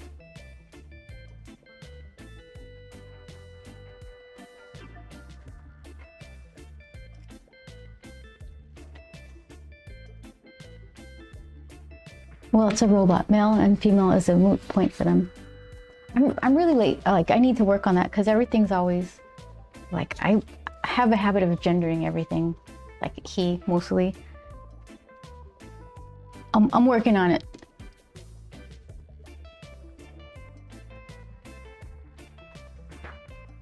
Okay. So, where are you guys? That. Okay.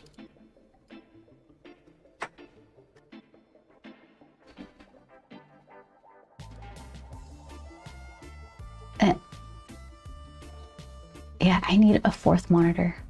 That fourth monitor is the one that's gonna do it. Okay, so let's see. Not stealing any design from any other adorable robots. Let's come up with something new.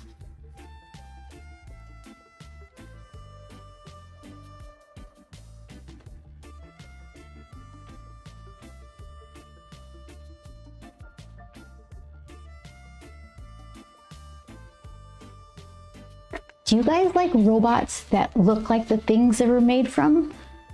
Or do you like just specifically designed character-y robots? Like, Wally looks like a purpose-built robot and Eve is super sleek. Or a robot that looks like it was made of cans and I don't know, weird tool stuff. I'm kind of somewhere in the middle. I want to see the thing that's built from junk, but sleek ones are pretty cool. Me too, but that's a unique case. Why would a robot give a... Yeah, exactly. Players must use logic, collect important items, and solve environmental puzzles to get the robot back. This sounds like I would love that. So he can rescue his robot girlfriend. Ah! Okay. Steam, though. I used to be able to place Steam on my bedroom TV because you would just route wires around one wall. Now it's like clear across the way. I don't have a... I hate sitting at my computer while I work and then sitting at it to play. So I'll have to figure out what to do with that. I think it depends on what their environment is like. Yeah, right? It should make sense with the story of what they're about.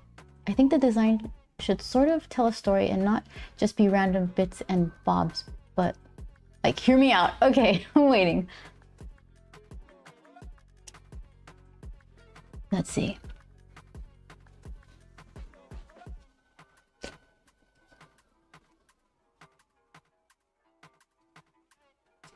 I don't like these. It looks too snowman. I love the sleek Protoss ships that don't look like they have any functional parts, but they are sexy looking. Yeah, like where did I see that? What comes to my mind are the ships that were in Dune, the TV series. I don't remember them in the movies. I guess more recently we saw the TV series and they were just like blobby metallic pieces. Or what was that old movie? The Flight of the Navigator? Wasn't that just like a shiny mercury looking blob? I might be mixing my sci-fi up. From the Halo just has that. Okay, hold on. I'm gonna Google that later. I don't want to fumble with more stuff, but I'm intrigued. We're right here.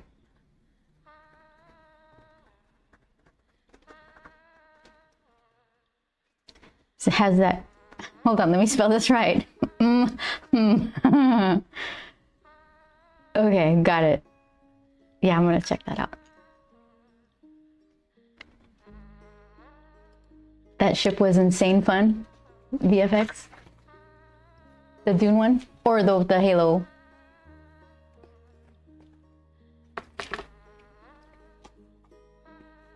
Okay, hold on. We're working on stuff to verdigris. Flight of the Navigator. Yeah, I'm trying to. Oh, that's the ship that was insane fun.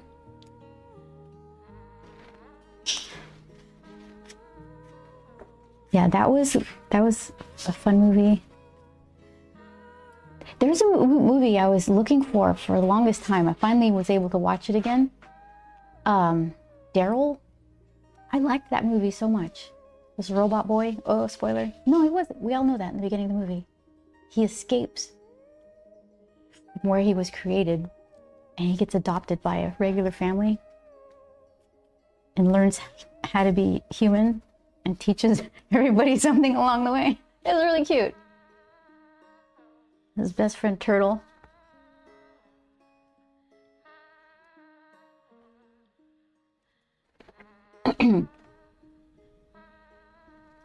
The name of that movie I was just talking about was Daryl, like Daryl, something youth life form.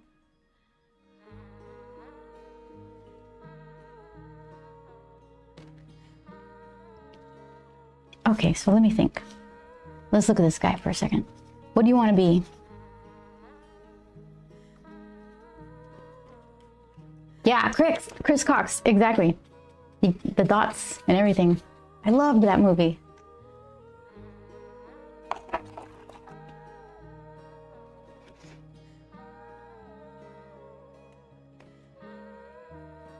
Let's see.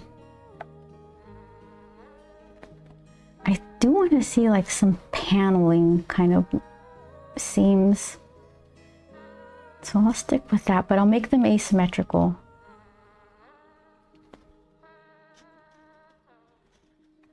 And I can just pick where I want some bolts.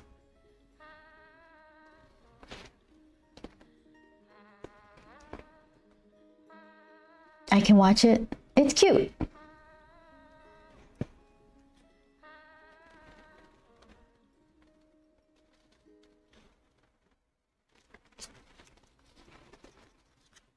There's others that I go back and watch. I'm like, oh, that doesn't hold up. It was better in my head. What was that? It was like a freeze-dried kid. He was shipped in a big old oil drum. It was that scene where they rehydrated him was like stuck in my head as being really intense. And then I saw it again. I'm like, oh my gosh, what is that movie called?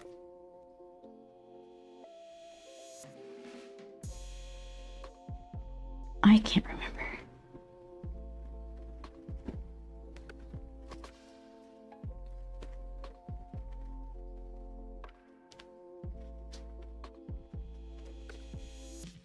Childhood cartoons are something that doesn't always hold up. Tried some of those before and oof. Yeah. Yep.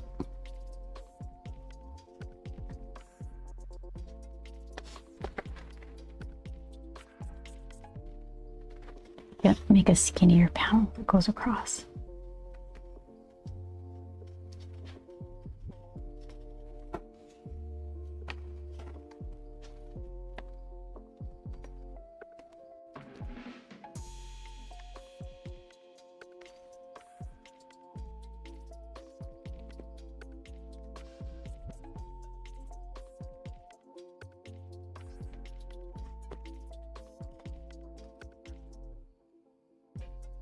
Cool idea. Dear God, the execution cries in the corner. Oh yeah.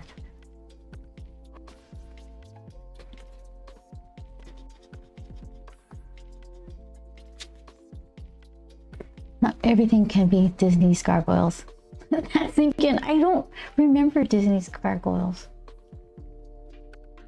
So that was something that was good for kids and adults? I think that was true with Animaniacs. That's not Disney, but just on the subject of all age good. Like true all age, not just another word for a kid book.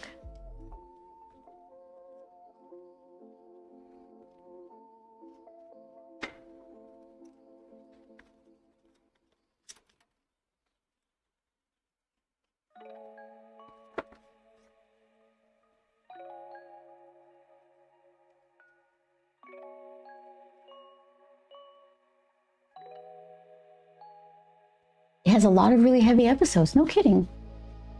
Disney's Gargoyles, really?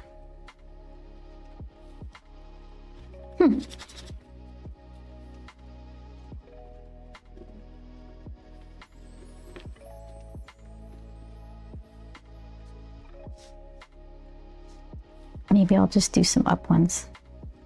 Up panels. Metallic panel things.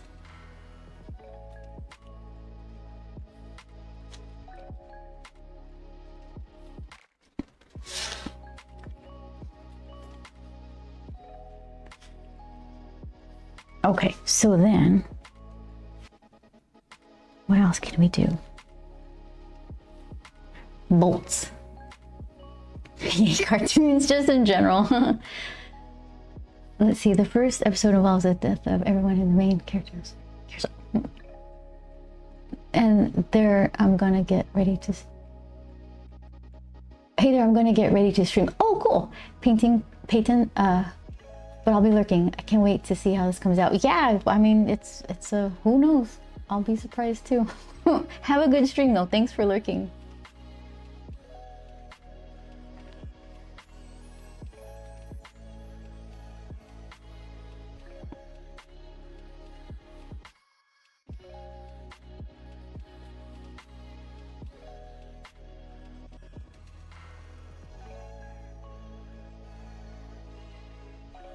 Yeah, that one scene in that movie where they're rehydrating the boy that was shipped to the wrong address. They sprinkled this like nutrient packet over him, and you can just see him, his like little spine, it's like kind of crouched in this drum of like that he was shipped in. And for some reason that scene was, I felt like it smelled like potato chips. I don't know why, but it was so like, this is really weird.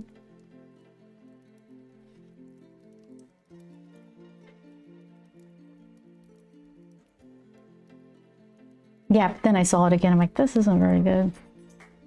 Go figure. The Rehydrated Boy movie wasn't very good.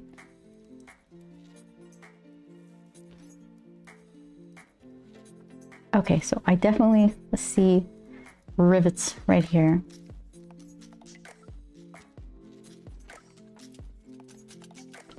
Let's do like a little small one here.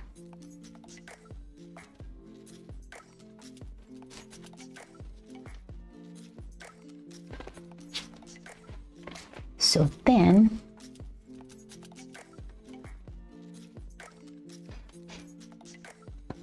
now I have all these little drippy places I can make with heavier staining if I wanted.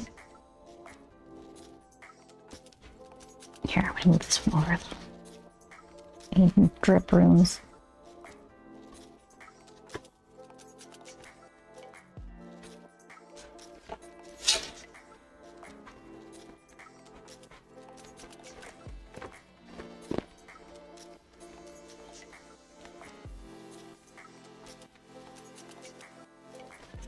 Something like that. Just kind of dripping down.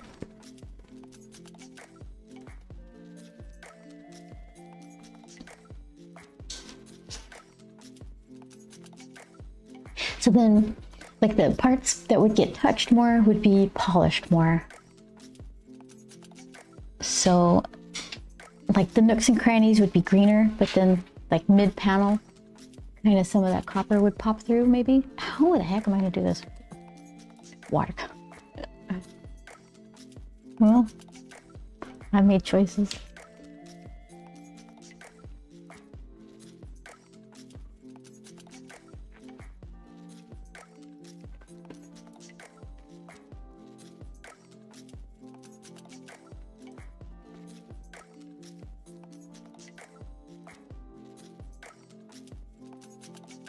This could be like super green because it's not going to get much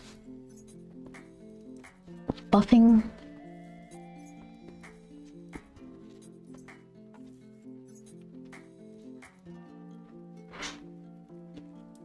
And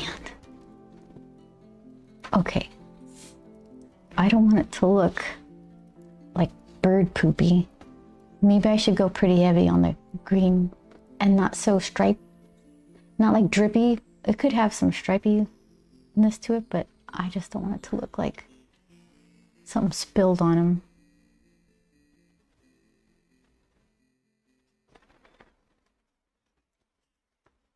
Game begin.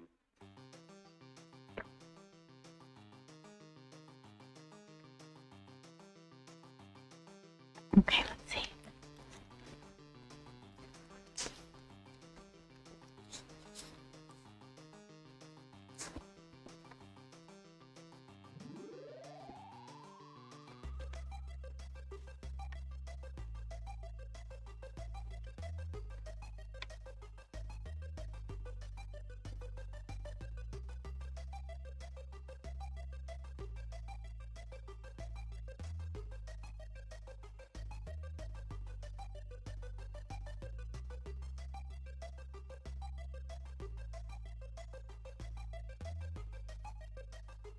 When the drum beats go like this.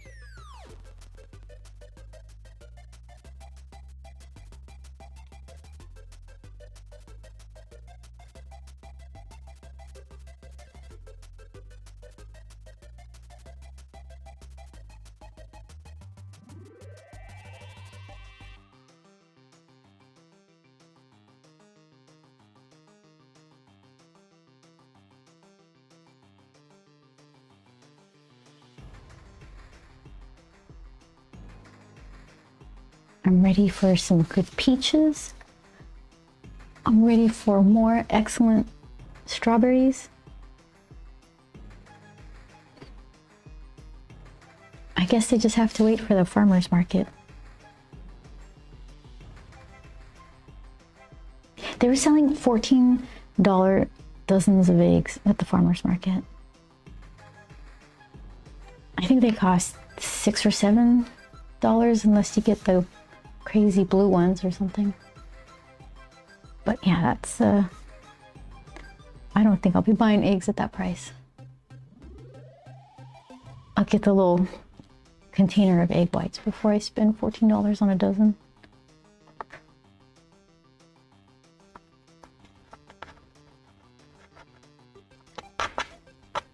I wonder, am I ruining this with my excessive erasing? Possibly. Okay. Bolts. I think I want to see a couple more. Big ones right there? A little one right there? Maybe.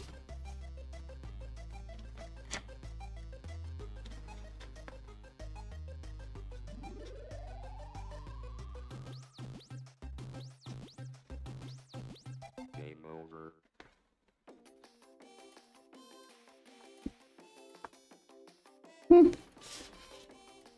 Go for it.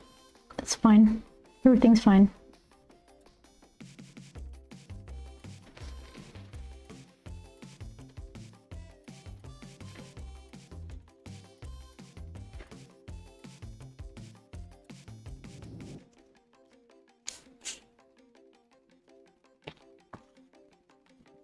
All right.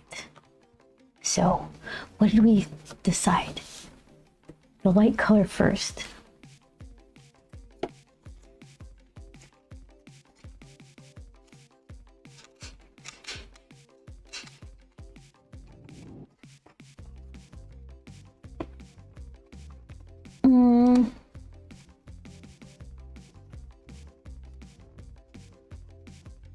These don't seem like a good bluish green. That's kind of close. I'm already gonna have to mix. These are specialty kind of effects stuff. And I don't think these are green either. I don't want to use metallic, or what is this, pearlescent metallic? These, I'll show you. I like them, but if I have to make the effect, I can't just put something that does the effect on its own.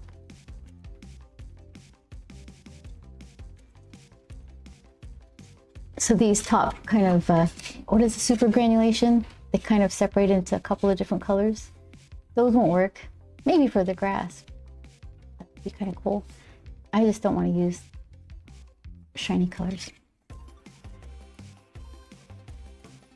I'm gonna have to like dip into the gouache already. Let's see.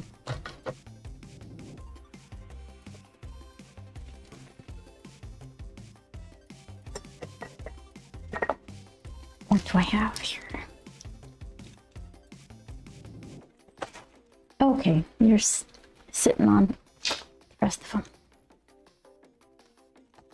All right, looking for that greeny, bluey light shade.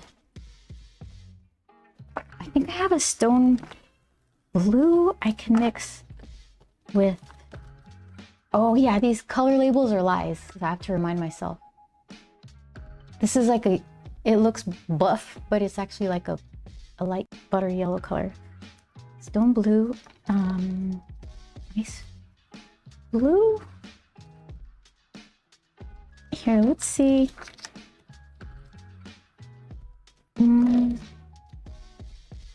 All right, let's try to mix something.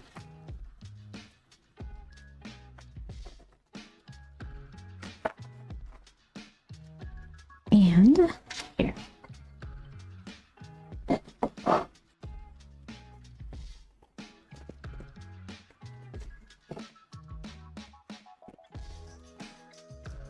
All right, start here because it should be light. So I'm gonna start with a light color. Are you gonna be watery? Kind of.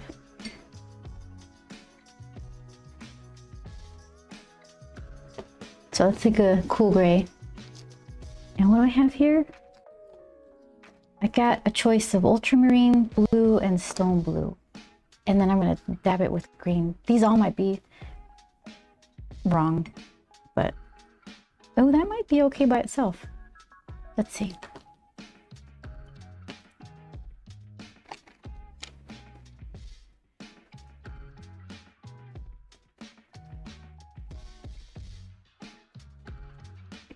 Kind of.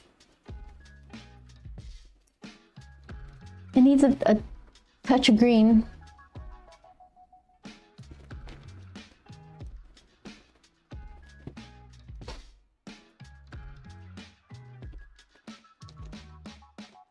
Olive green? Maybe a brighter. Let's see. Can you mix gouache with watercolor? Because that might work.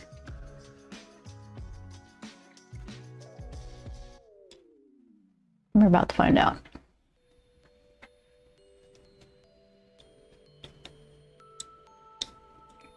They're both water-based, right?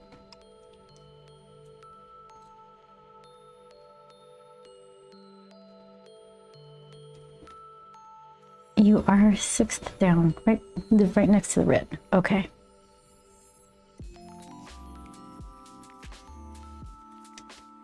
It's like a peacock green. Ugh. Is it too much? Will it dry and crack or something weird? That might kind of look cool, but not uncontrolled. That's pretty cool looking. Did it? Now do it again, but more. I got enough for nothing. Okay, so we went with I think we went with stone blue, ice blue, and this peacock watercolor. Let's try it again.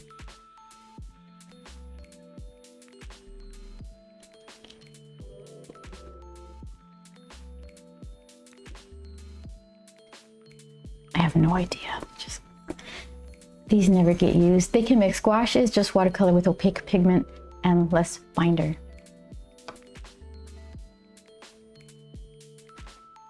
Watercolor has more binder. Does the opaque pigment do some of the job of the binder?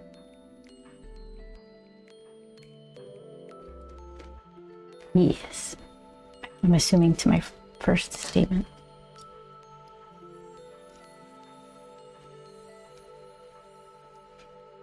Okay.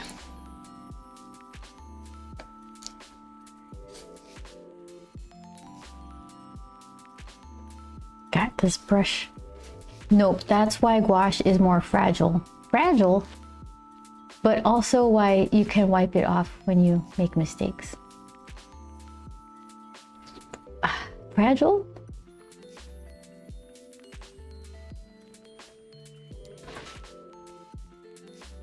I mean, like less light fastness to it?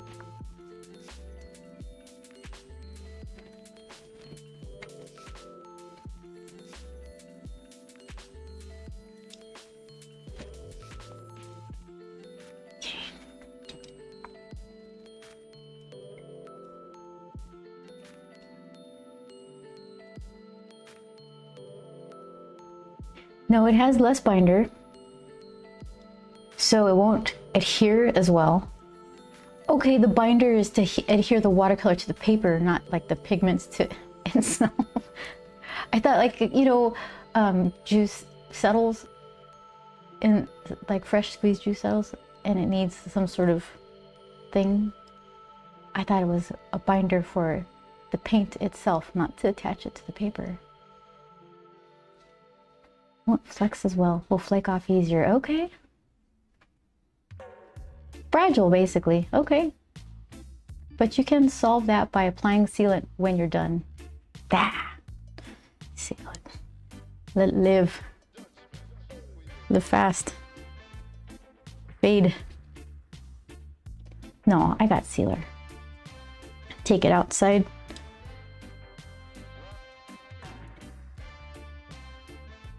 What in the world? I got, I'm rinsing my brush the best I can, and some of this paint, the red paint is flaking off into my water. This isn't one of my quality brushes. Okay, do it. Oh, is that too much? That kind of works. I can work with that. Oh, I forgot. Gouache dries darker. I forgot. I think it dries darker. This might be too dark. Gouache was great for animation backgrounds, but made them super fragile, and many didn't survive handling in the production. Oh, I bet. They didn't respect that stuff.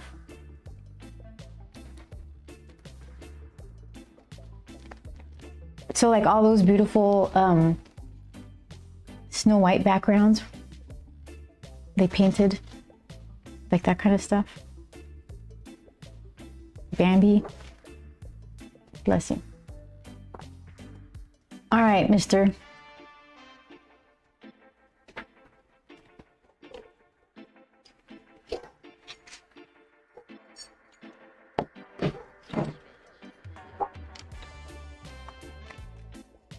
Now I just don't want to do it.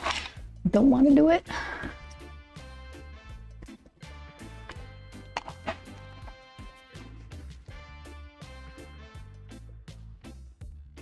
So I guess I'll do some of this weird greeny color, like ashy greeny color first. Go in with a little bit of copper.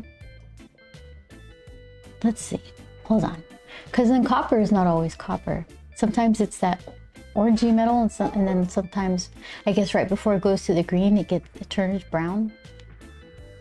I don't want to start with brown, but they need to like kind of touch. I guess layers, right? I'll do the green, do some coppery, and then just let it dry, and then kind of go back and do some details of something. I don't know what.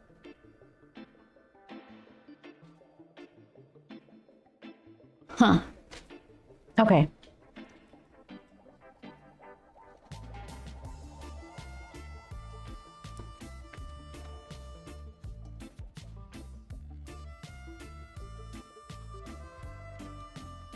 So, brushes.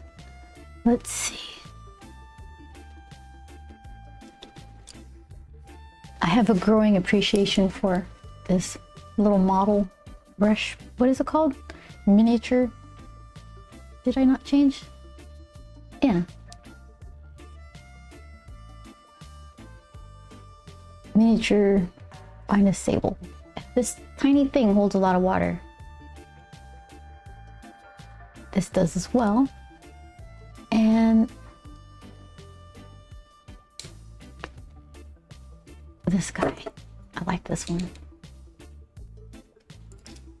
Are these the winners? Maybe one of these. Who else? I think this is fine. I could just go in real quick with this.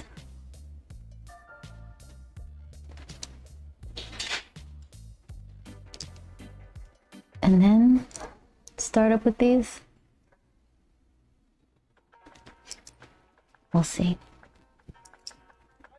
We'll all learn something today.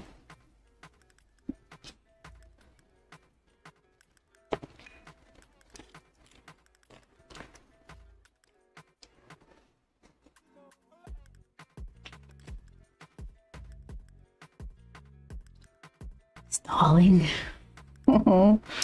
That's okay. Let's see.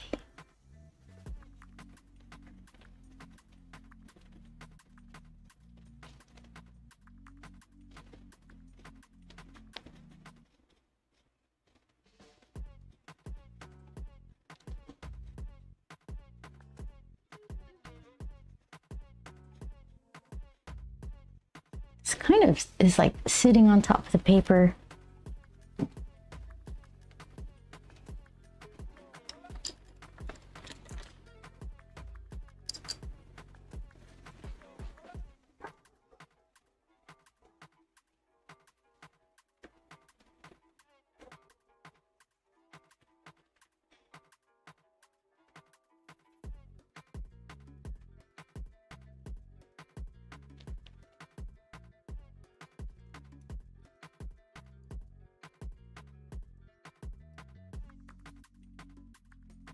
I think overall it's a tad dark.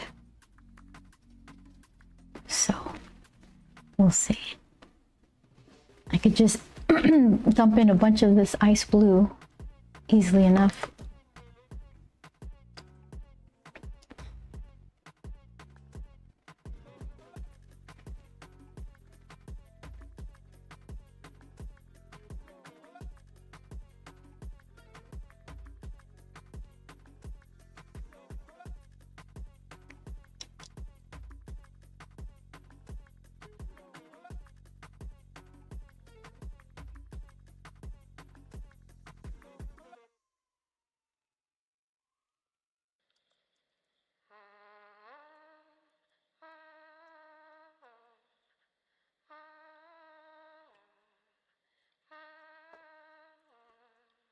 It's not eraser time. Put these out of the way.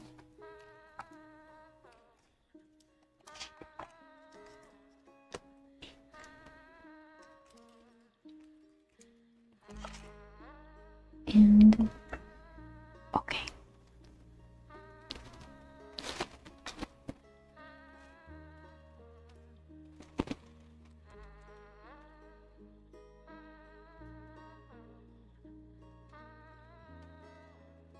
It just looks like a cloudy day right now. That's right, this is the first layer.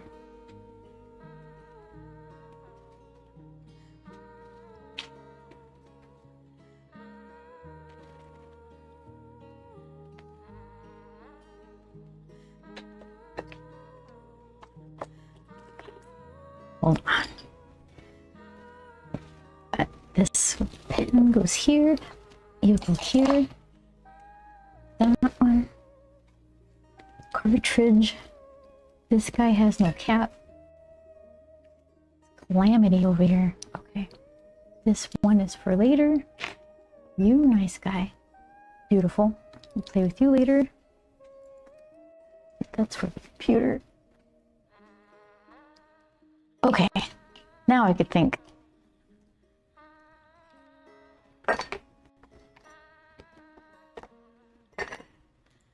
There we go.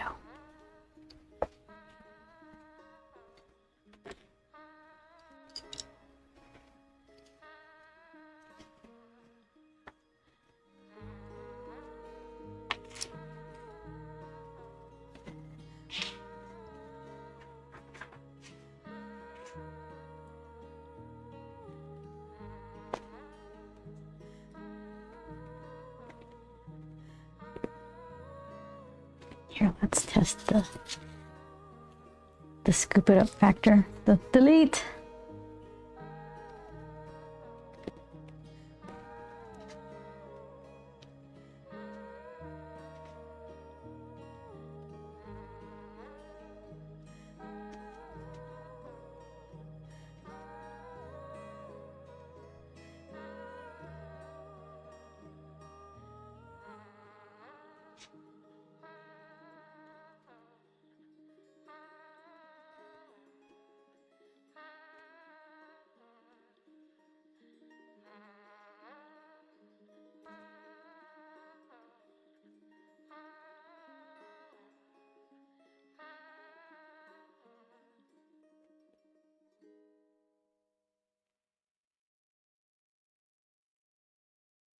This one's sticky.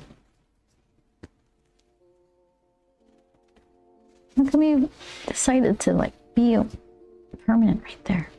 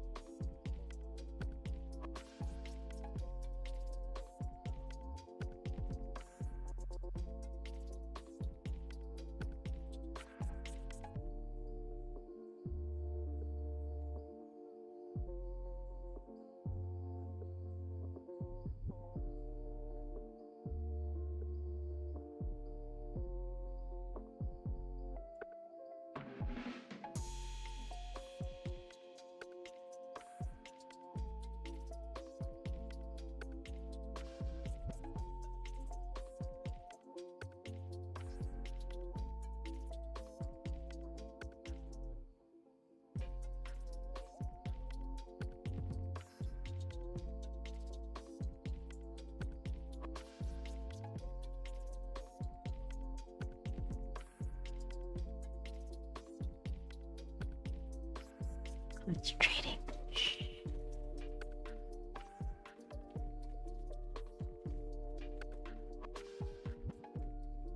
All right, well, that's something.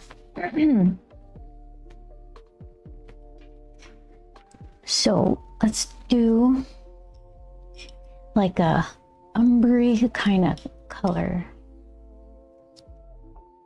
And then I'll go over with that. I'll add some of that stone color to the green, this gray green, and put that over the tippy top. Maybe. We'll see. All right, so who wants to be? Oh, you know what I have? That umber that I rehydrated. Oh, you're gonna be weird. Everything crumbles when I open it. Doesn't smell like anything.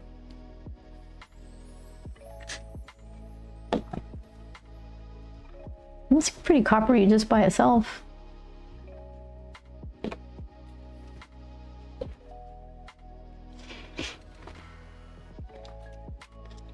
Let me scoop some and then close this weird jar back up.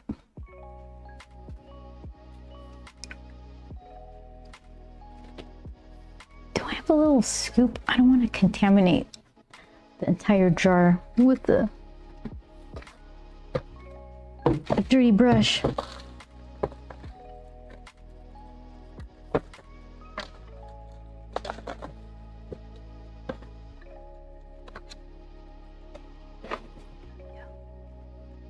Just a pinch.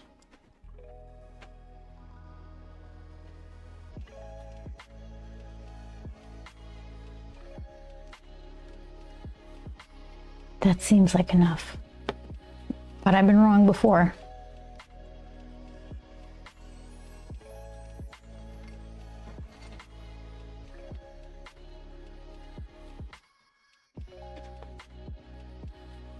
Looks kind of poopy.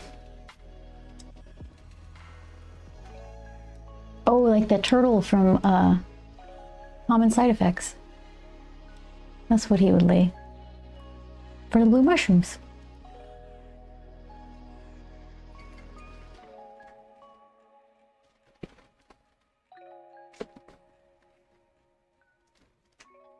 Okay. Where can you stay out of trouble? Right by my hand. What in the world? I got real splashy. That's why I got the splash guard. Okay.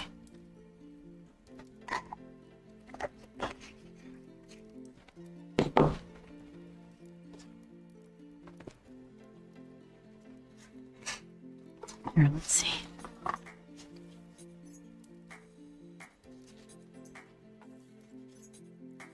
Yeah, Your guess is as good as mine.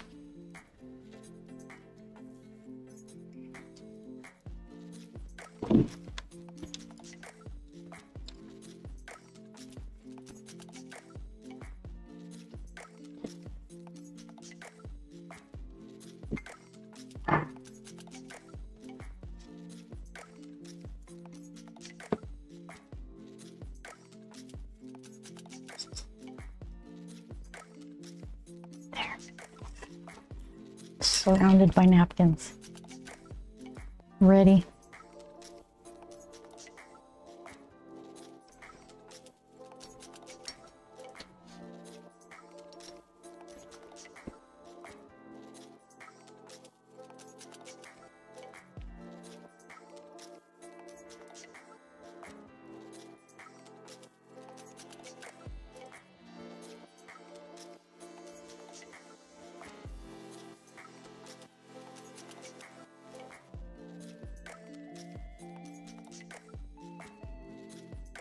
Yeah, it's definitely layer one of many.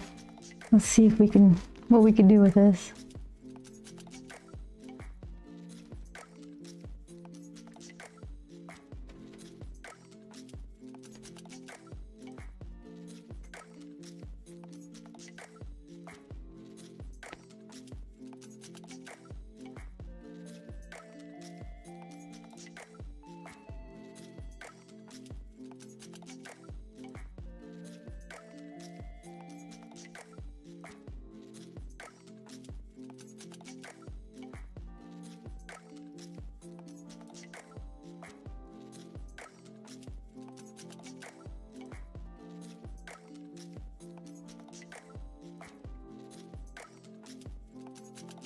Oh, you know what would work well? Going a little darker and then doing, maybe it won't work well. Color pencils over the gouache to get some lighter, chalkier looking verdigris stuff.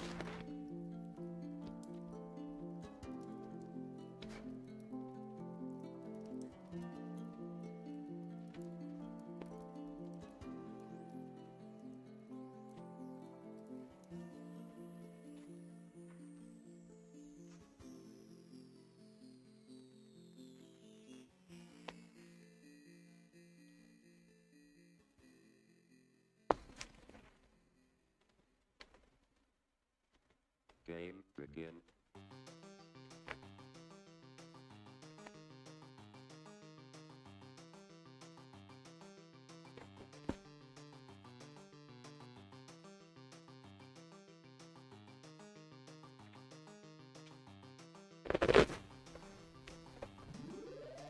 Yeah, it looks kind of cool, but it doesn't look like verdigris copper. But not yet. We have to wait.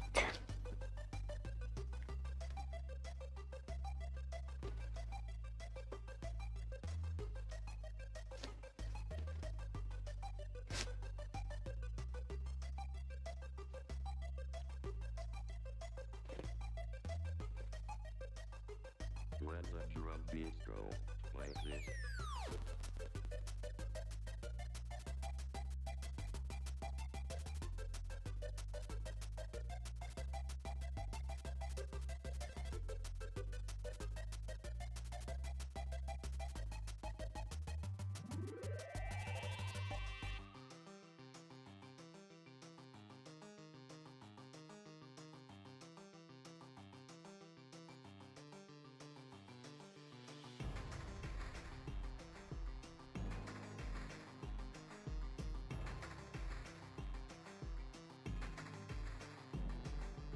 Can you hear the sirens?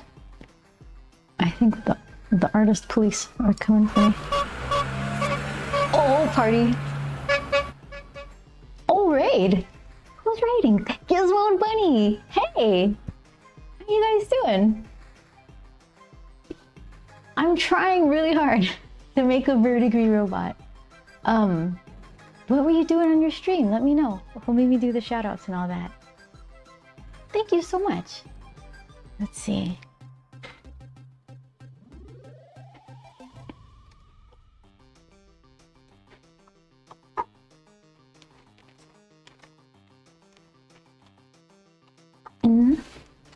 Spelling matters.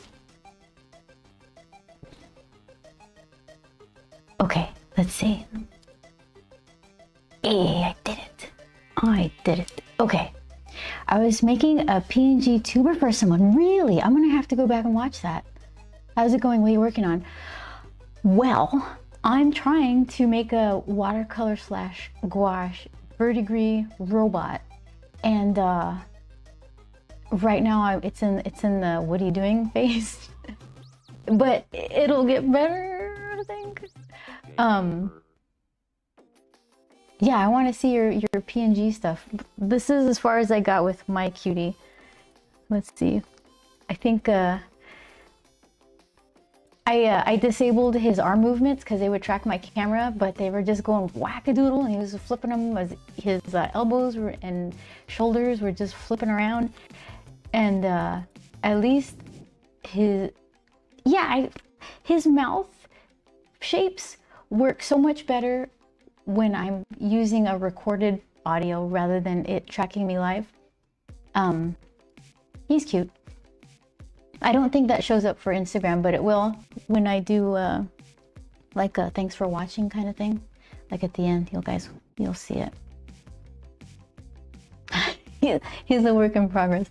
Yeah, well, you're probably tired. Hang out or do your home stuff, but thank you so much for stopping by.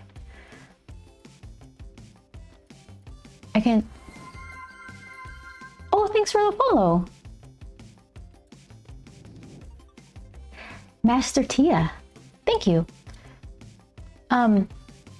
Yeah, I don't, show me, post a link. I don't think I have link permit types of deals. It's just, I've left myself vulnerable, so it's a good robot. It will be. I have faith. Because, but in the trust the process moment. Yeah, send that robot when you have it. I mean robot, mermaid.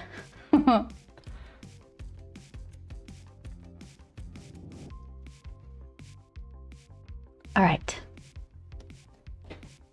So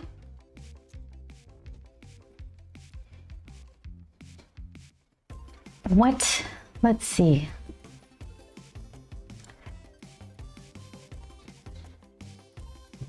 I think Well, it definitely needs to be darker, right? But as soon as I go darker, it's harder to get those lighter blues in, like that chalky, light greenish blue. Hi, you straightened your hair. I did, Cindy. I got the highlights done, and it's really hard for, you know, for those of you who don't have curly hair. Cindy knows. You know how long I stayed in the shower trying to fix my hair, or in the bathroom. But yeah, I go to get highlights and they can't style it curly very well.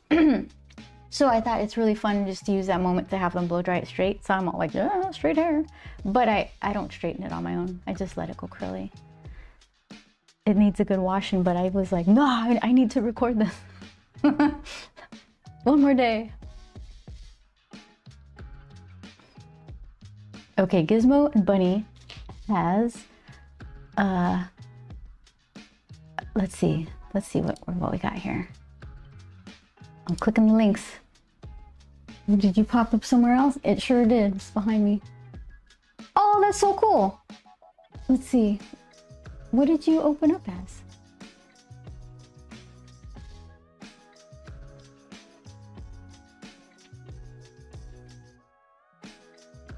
Okay, so let's see. So this is the one where she would be talking. This is the one for when she plays music on her channel. Oh, let's see. Hold on. Oh, cute. All right. Can I change my window browser to show that? Let's see. All too well, says Cindy.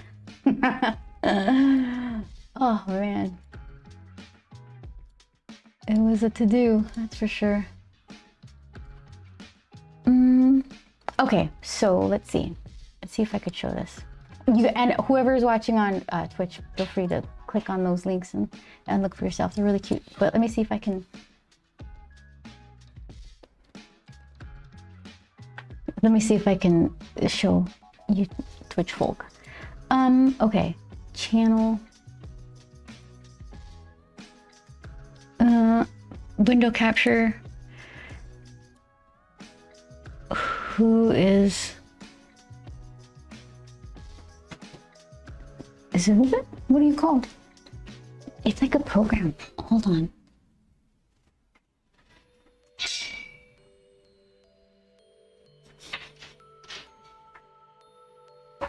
What? I'm gonna click on something that's gonna be. Yeah, all right. To save my sanity, click on the links and enjoy some mermaids. I can't get it to open up in a browser. It's like, it just opened up a picture, a PNG.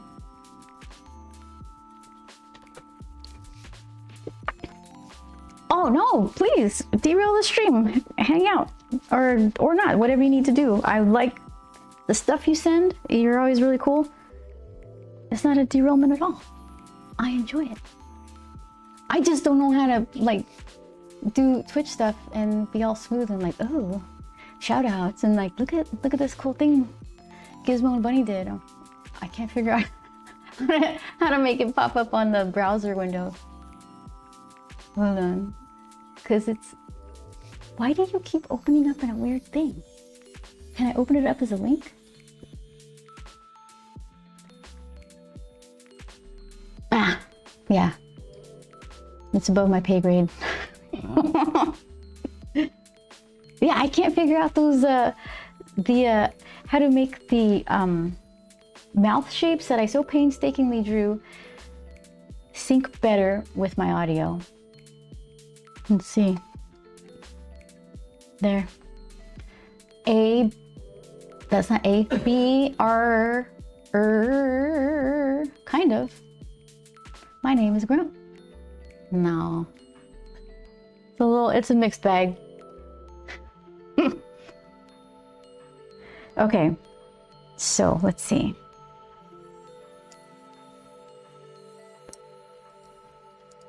What program did you use?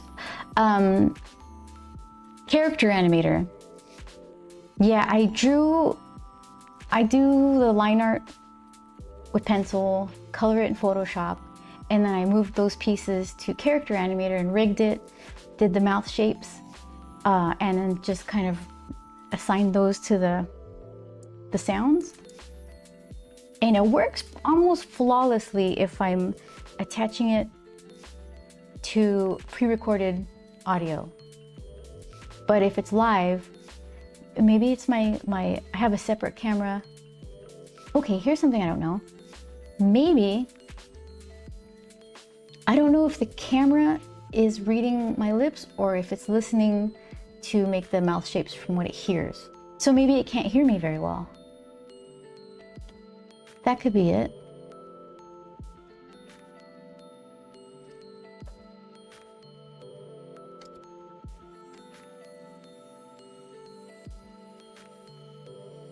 Yeah, even straight, it's still like curly at the bottom.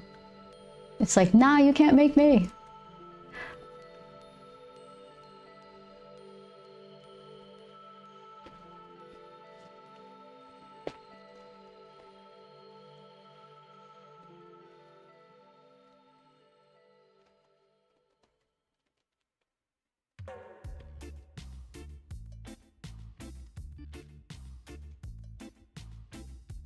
I'll be right back. I have to give my cat his meds. Oh, take care of the kitty. Yes.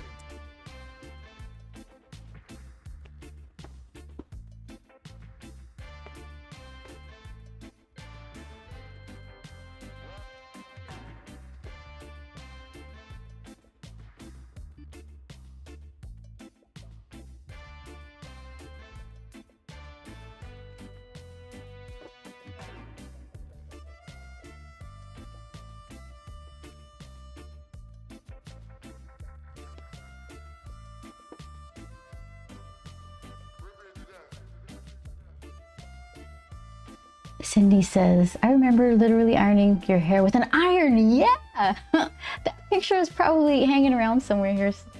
Maybe if I run into it, I'll post it. It got so much longer looking with the iron, right?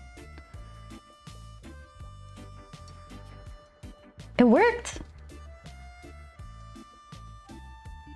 You didn't burn my hair off.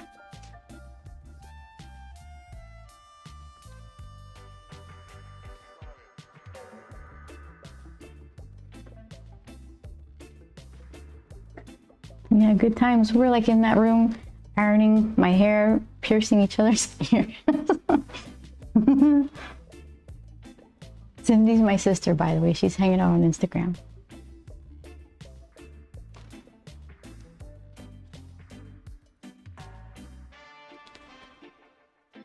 Okay, so first layer. First layer. That's the thing. Yeah. Let's see. So I could work in some darker browns, avoiding some of the lighter colors to give it more of a more old copper. Well, not darker brown yet, just maybe I've been using a watered down version of that umber. So I could just do it a little more heavy-handed, less water.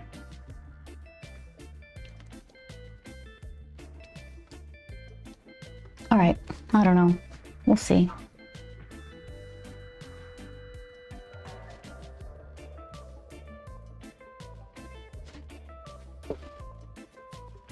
All right, so let's think. I could definitely get away with doing some dark here, since it would be darker anyway. And if I don't like it or it doesn't work, I could just say, oh, that's just how it is. I can just go down like that. Oh, who didn't do these little squares? Someone did an incomplete job. It wasn't me.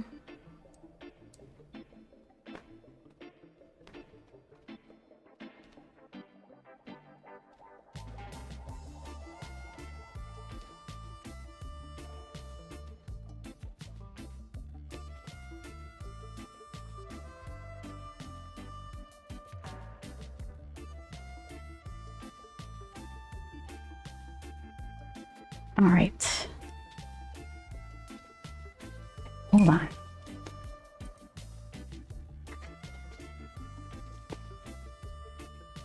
It just gets weird and watery. That's okay. I'm gonna leave that alone.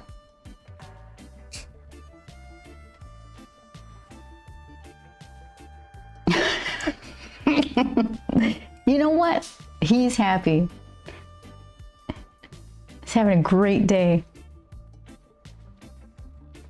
It's nice outside.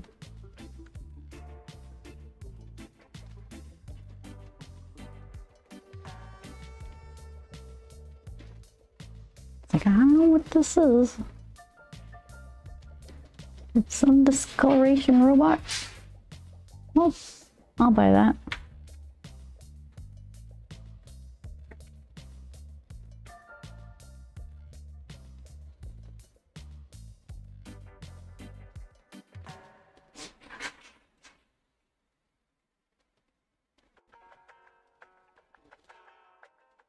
Yeah, it definitely needs an extra layer.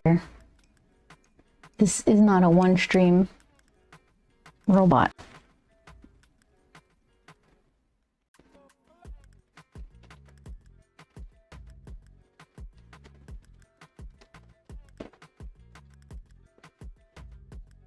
That looks, there's some cool stuff happening there.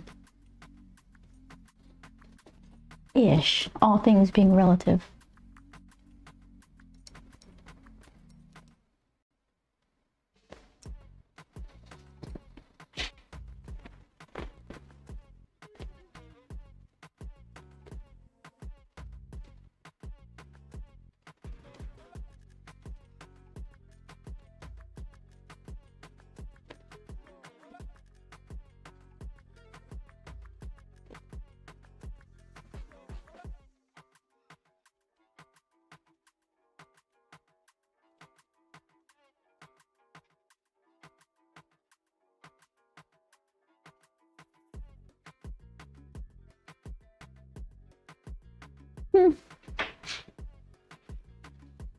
I do like these colors though. It just needs to be pushed into the right direction.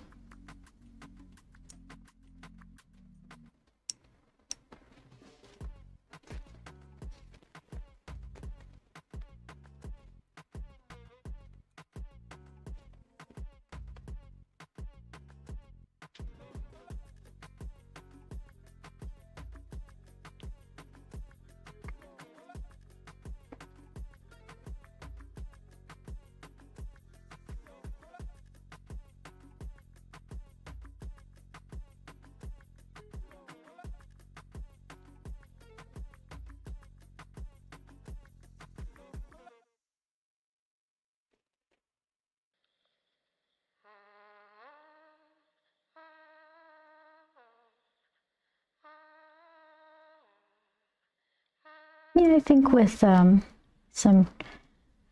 like just normal brown colors and then another kind of more opaque covering of that grayish green.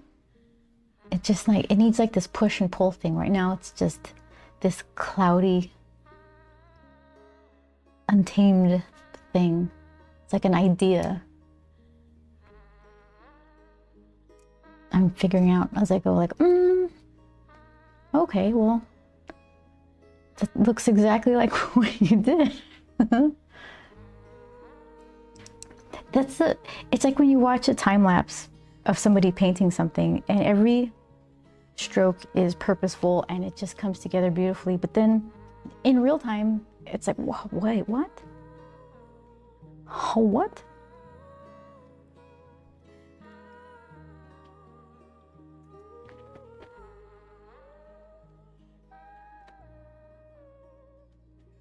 I love me a good time lapse.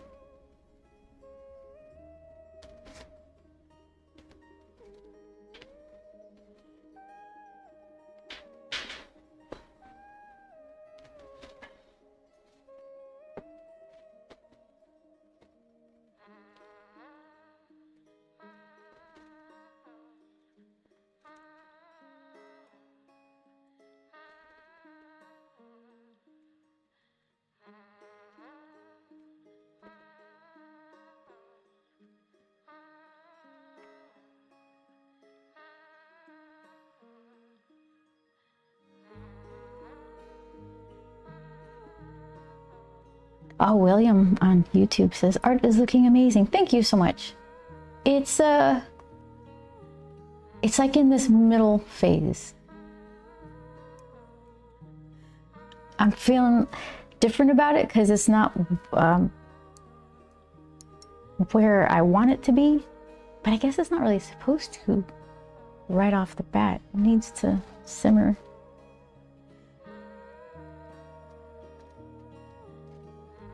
How you doing?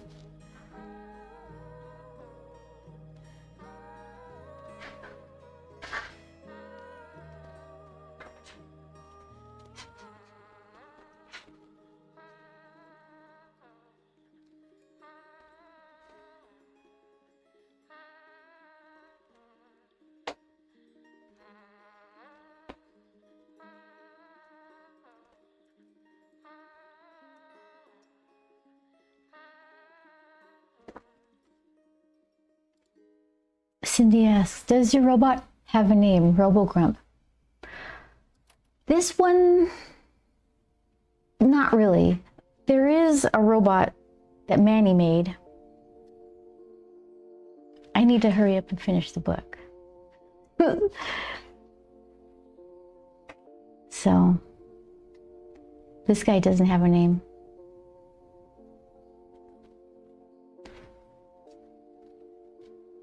What could his name be?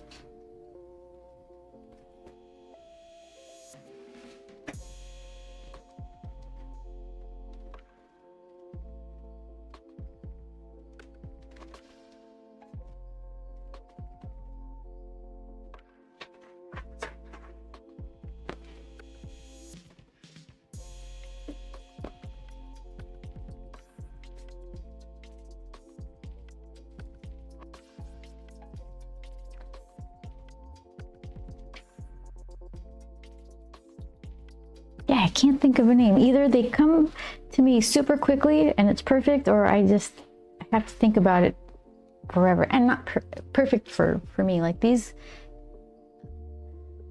guys immediately had a name. Earl G. I bring these guys up all the time. Little sculptures I like. Earl G. Pico. And this one I sat on for a while. I couldn't come up with anything.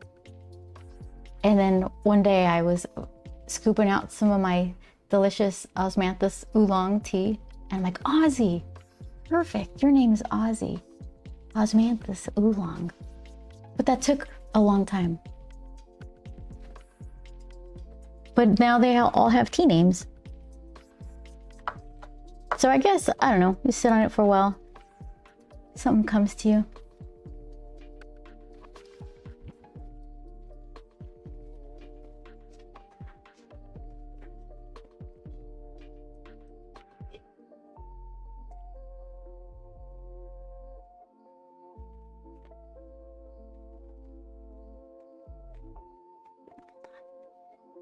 Can't see you guys. Mr. Blu-ray says, name it Mustache. I like that.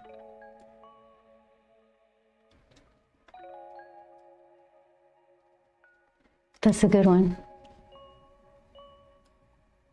Is that? There, that helps. Okay. Get the right focus. Is that better? Okay, good. All right, so let's continue with the I don't know what part of this.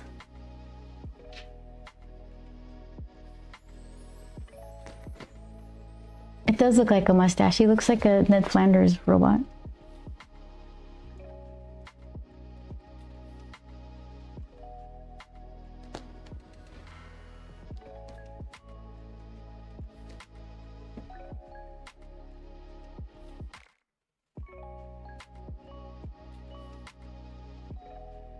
How you doing, Mr. Blu-ray? Are you having good weather where you live? It's finally warming up here. It's not ever super cold. But I'm one of those people who wears a sweater in like 71 degree temperature. It's very close to 60 something. I get cold. So now it's, what is it? 74 degrees? No sweater? Not bad.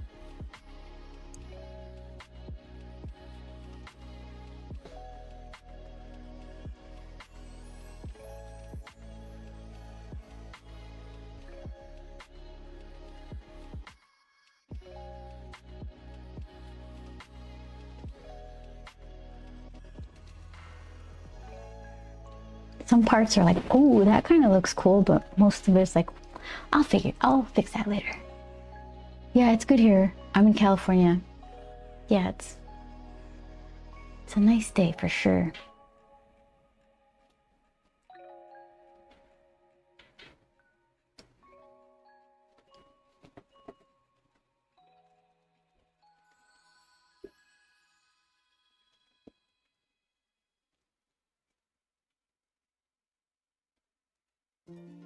So I finally got the Instagram vertical canvas, they call it, working. It was driving me insane. I formatted it a particular way so that way it just doesn't smush my horizontal thing into some vertical, like weirdly cropped version. So in OBS, or actually it's Streamlabs version of OBS? Stream Elements. Sorry, not Streamlabs. They're the ones that ripped off OBS, I think. Stream Elements made it so that you can multi-stream vertically and horizontally, and you can totally change like where your overlay is positioned. And it was driving me nuts because I had it connected, but it wasn't picking up the right setting. It's like nothing is using this this canvas. I'm like, why not? It turns out all I had to do was open a window, a dockable window that was closed, and that had all this information I needed, how to properly stream to Instagram, which is a little different than Twitch and YouTube. And as soon as I opened that window, it was like, oh, magic, it works. So hooray. That's a little success for me. Hold on. I don't want to just rim him with copper or brown or something. That looks he looks really dirty. I'll fix that. Here, let's give him a little, just solid color or something. It's too fussy.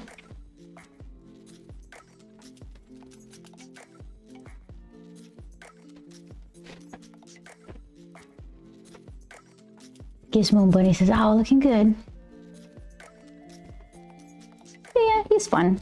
He'll get there.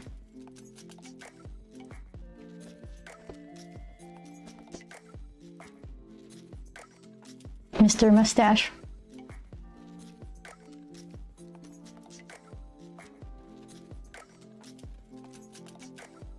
Okay, let's leave that. That's almost nice. We'll leave that alone and see where we can what we learned to other parts. He's fine. It's not that big a deal.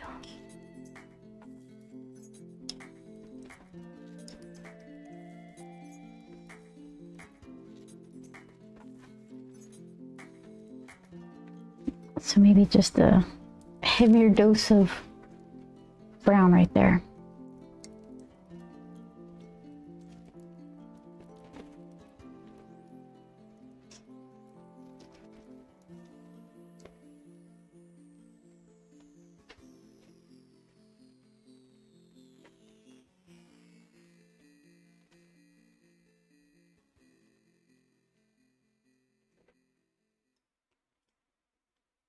Game begin. You got it right. Slubs is the one that is Streamlabs made. Is the one that is Streamlabs made that is like OBS Studio. Okay.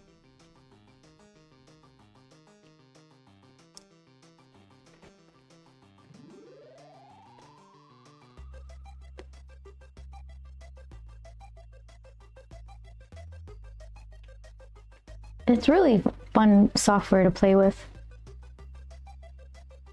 That and what's the one I like? StreamerBot. StreamerBot's the one that does this stuff. And I'm not using it to its full potential. When the drum beat go,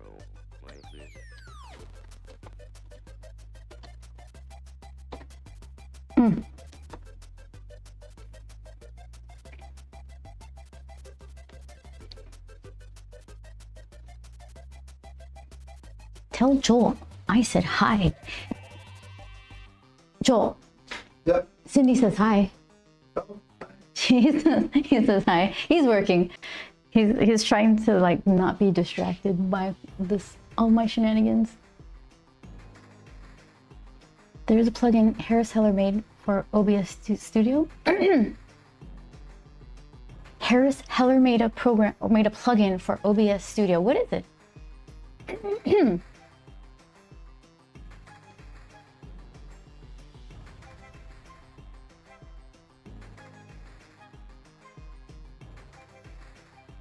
Okay, let's see. What you doing? What do you need? Some dark? Should I just carry like, let's here. Just do dark, dark, dark, just so it's not so like all over the place. Oh, the vertical plugin. Oh, that's right. I think a lot of people were using that, and Stream Elements made it an integrated version. They're all just like grabbing from each other, aren't they? So I didn't hop on until it was integrated, and then I was like, oh, what's this?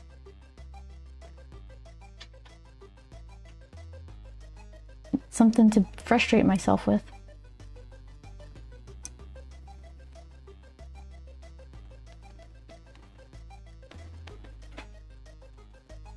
I'm working on an overlay. It's like cardboard related, like the one I have on Twitch. It's gonna be a little bit more like the one that's on Instagram. It will have fewer elements baked into it, so that way I can change it up more. Maybe add like a gallery to cycle through. But I don't know. It's just gonna be like everyone else's overlay. So I'm still thinking about it, but I do like the idea of not having quite so many elements baked into the overlay, so that way it can be a little more modular.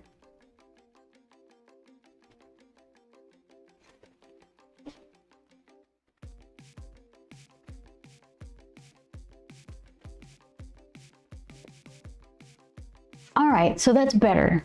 It's not so much. It's has a form. It's not like just scribbly pattern everywhere. Most likely Marsh. Hi. How are you doing? What have you been doing? I'm doing great. I keep commenting about the nice weather. I guess because if there's a hint of wind, I'm like, oh, it's too breezy. This is nice. I like it. Walk around a little bit. Go to the ice cream place.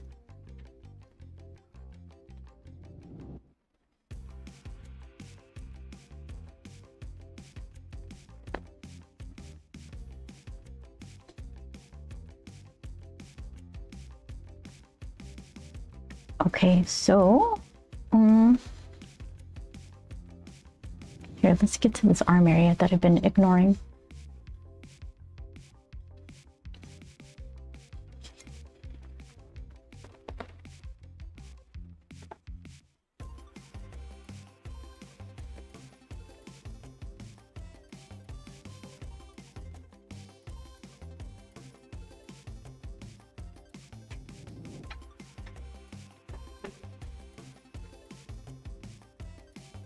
Tangent. Oh well, that's what it is.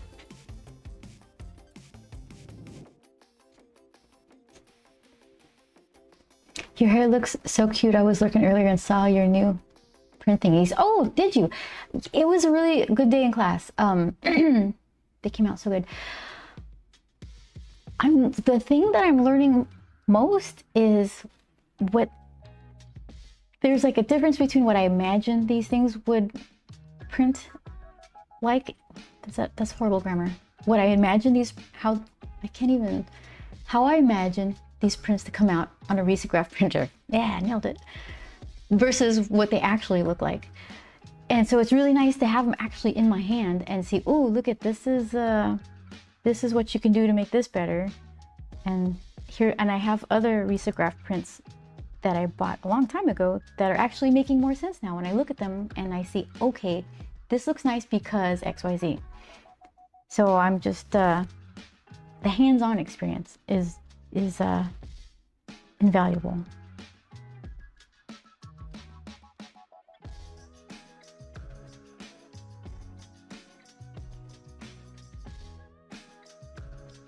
The traffic though, my goodness, I never want to drive that direction during rush hour after these next 2 classes. I really feel for commuters who have to do that every day. They must have an alternate route. There, you know what there is? There's if you don't take the freeways, you can go this streetway, you know, left, right, right, left, right, left, right. And I'm thinking whatever time that supposedly saves me, I'm gonna eat up for during all the missed turns I'm gonna make. So I just get on the freeway and leave early. A lot of people.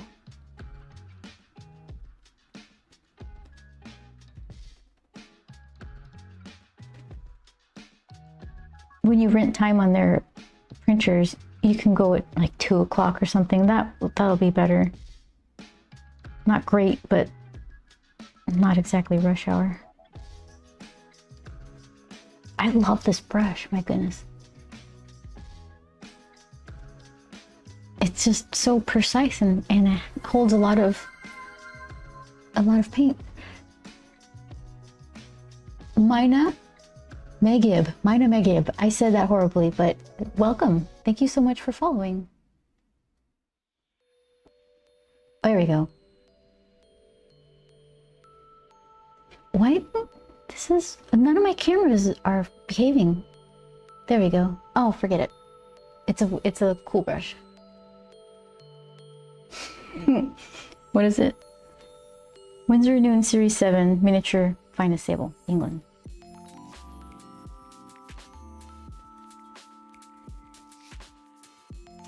All right. So, he looks crazy. I'll do this little nuggety, and then maybe we'll call it an evening. Let it dry. Do the darks, like a darker brown in certain areas, and then throw in some more of this, get a little bit of a lighter shade. I'll just dump some more of the stone, what did I call it? Ice blue. Yeah, we'll figure it out.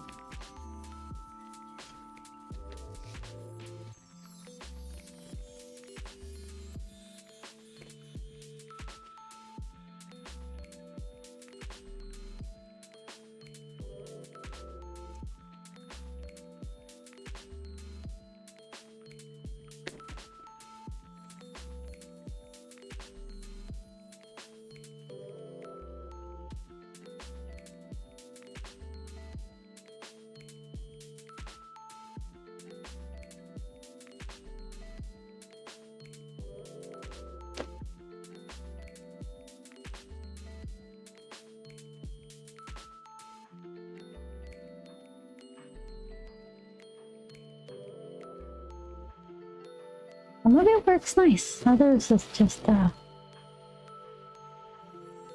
it's fighting.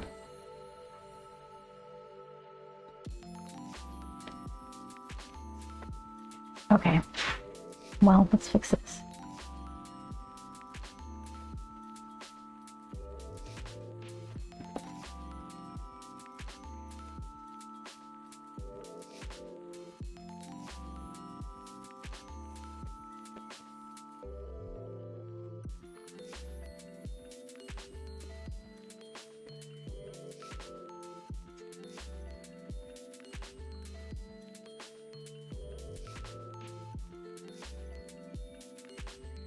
All right. So let's see. Is it the, okay, there we go. Is that the right one? Yes. Now you get closer view. Oh boy. Look at that. Look at that. All right. So it looks kind of interesting. It's not at all like the whatever I'm going for right now. But I think when it dries, go in with some more browns and then kind of go over it with that little verdigris, kind of grayish, bluish green. And since it's wash, it should be more opaque. So maybe I can just get away with doing some light over dark. Yeah. I like the colors together. Yeah, we'll see. So, I'll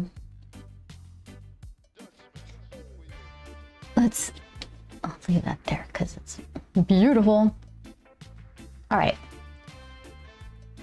So, next week, I usually stream Tuesdays, but I've got my risography class where I'm going to be a RISO master, hopefully. So that's Tuesday. Wednesday, I'll talk about it's like a 4-color print we're going to do. I'm going to try to keep my my pencil-y thing. I think I could do it. I just need to understand the percentages of the opacity of the layers, like to get a nice light color under that contrast color, you know, variations. Oh, snow, shadow, thank you. For the nice sunny weather. Oh, look at these little. I wish. See, if I was good, I would have her throw it, but I'm not there yet. All right. So then, RISO class Tuesday. Wednesday, I will be back doing this, and then doing little mini paintings because I have to fill the vending machine. There it is. It needs artwork in it. Ugh. It has one piece. So that's a plan. All right, so then I'm gonna do this one. Thanks for watching. See you now. Instagram can see my little grump face. Yeah. All right, so thank you guys so much. I will see you next Wednesday. Take care.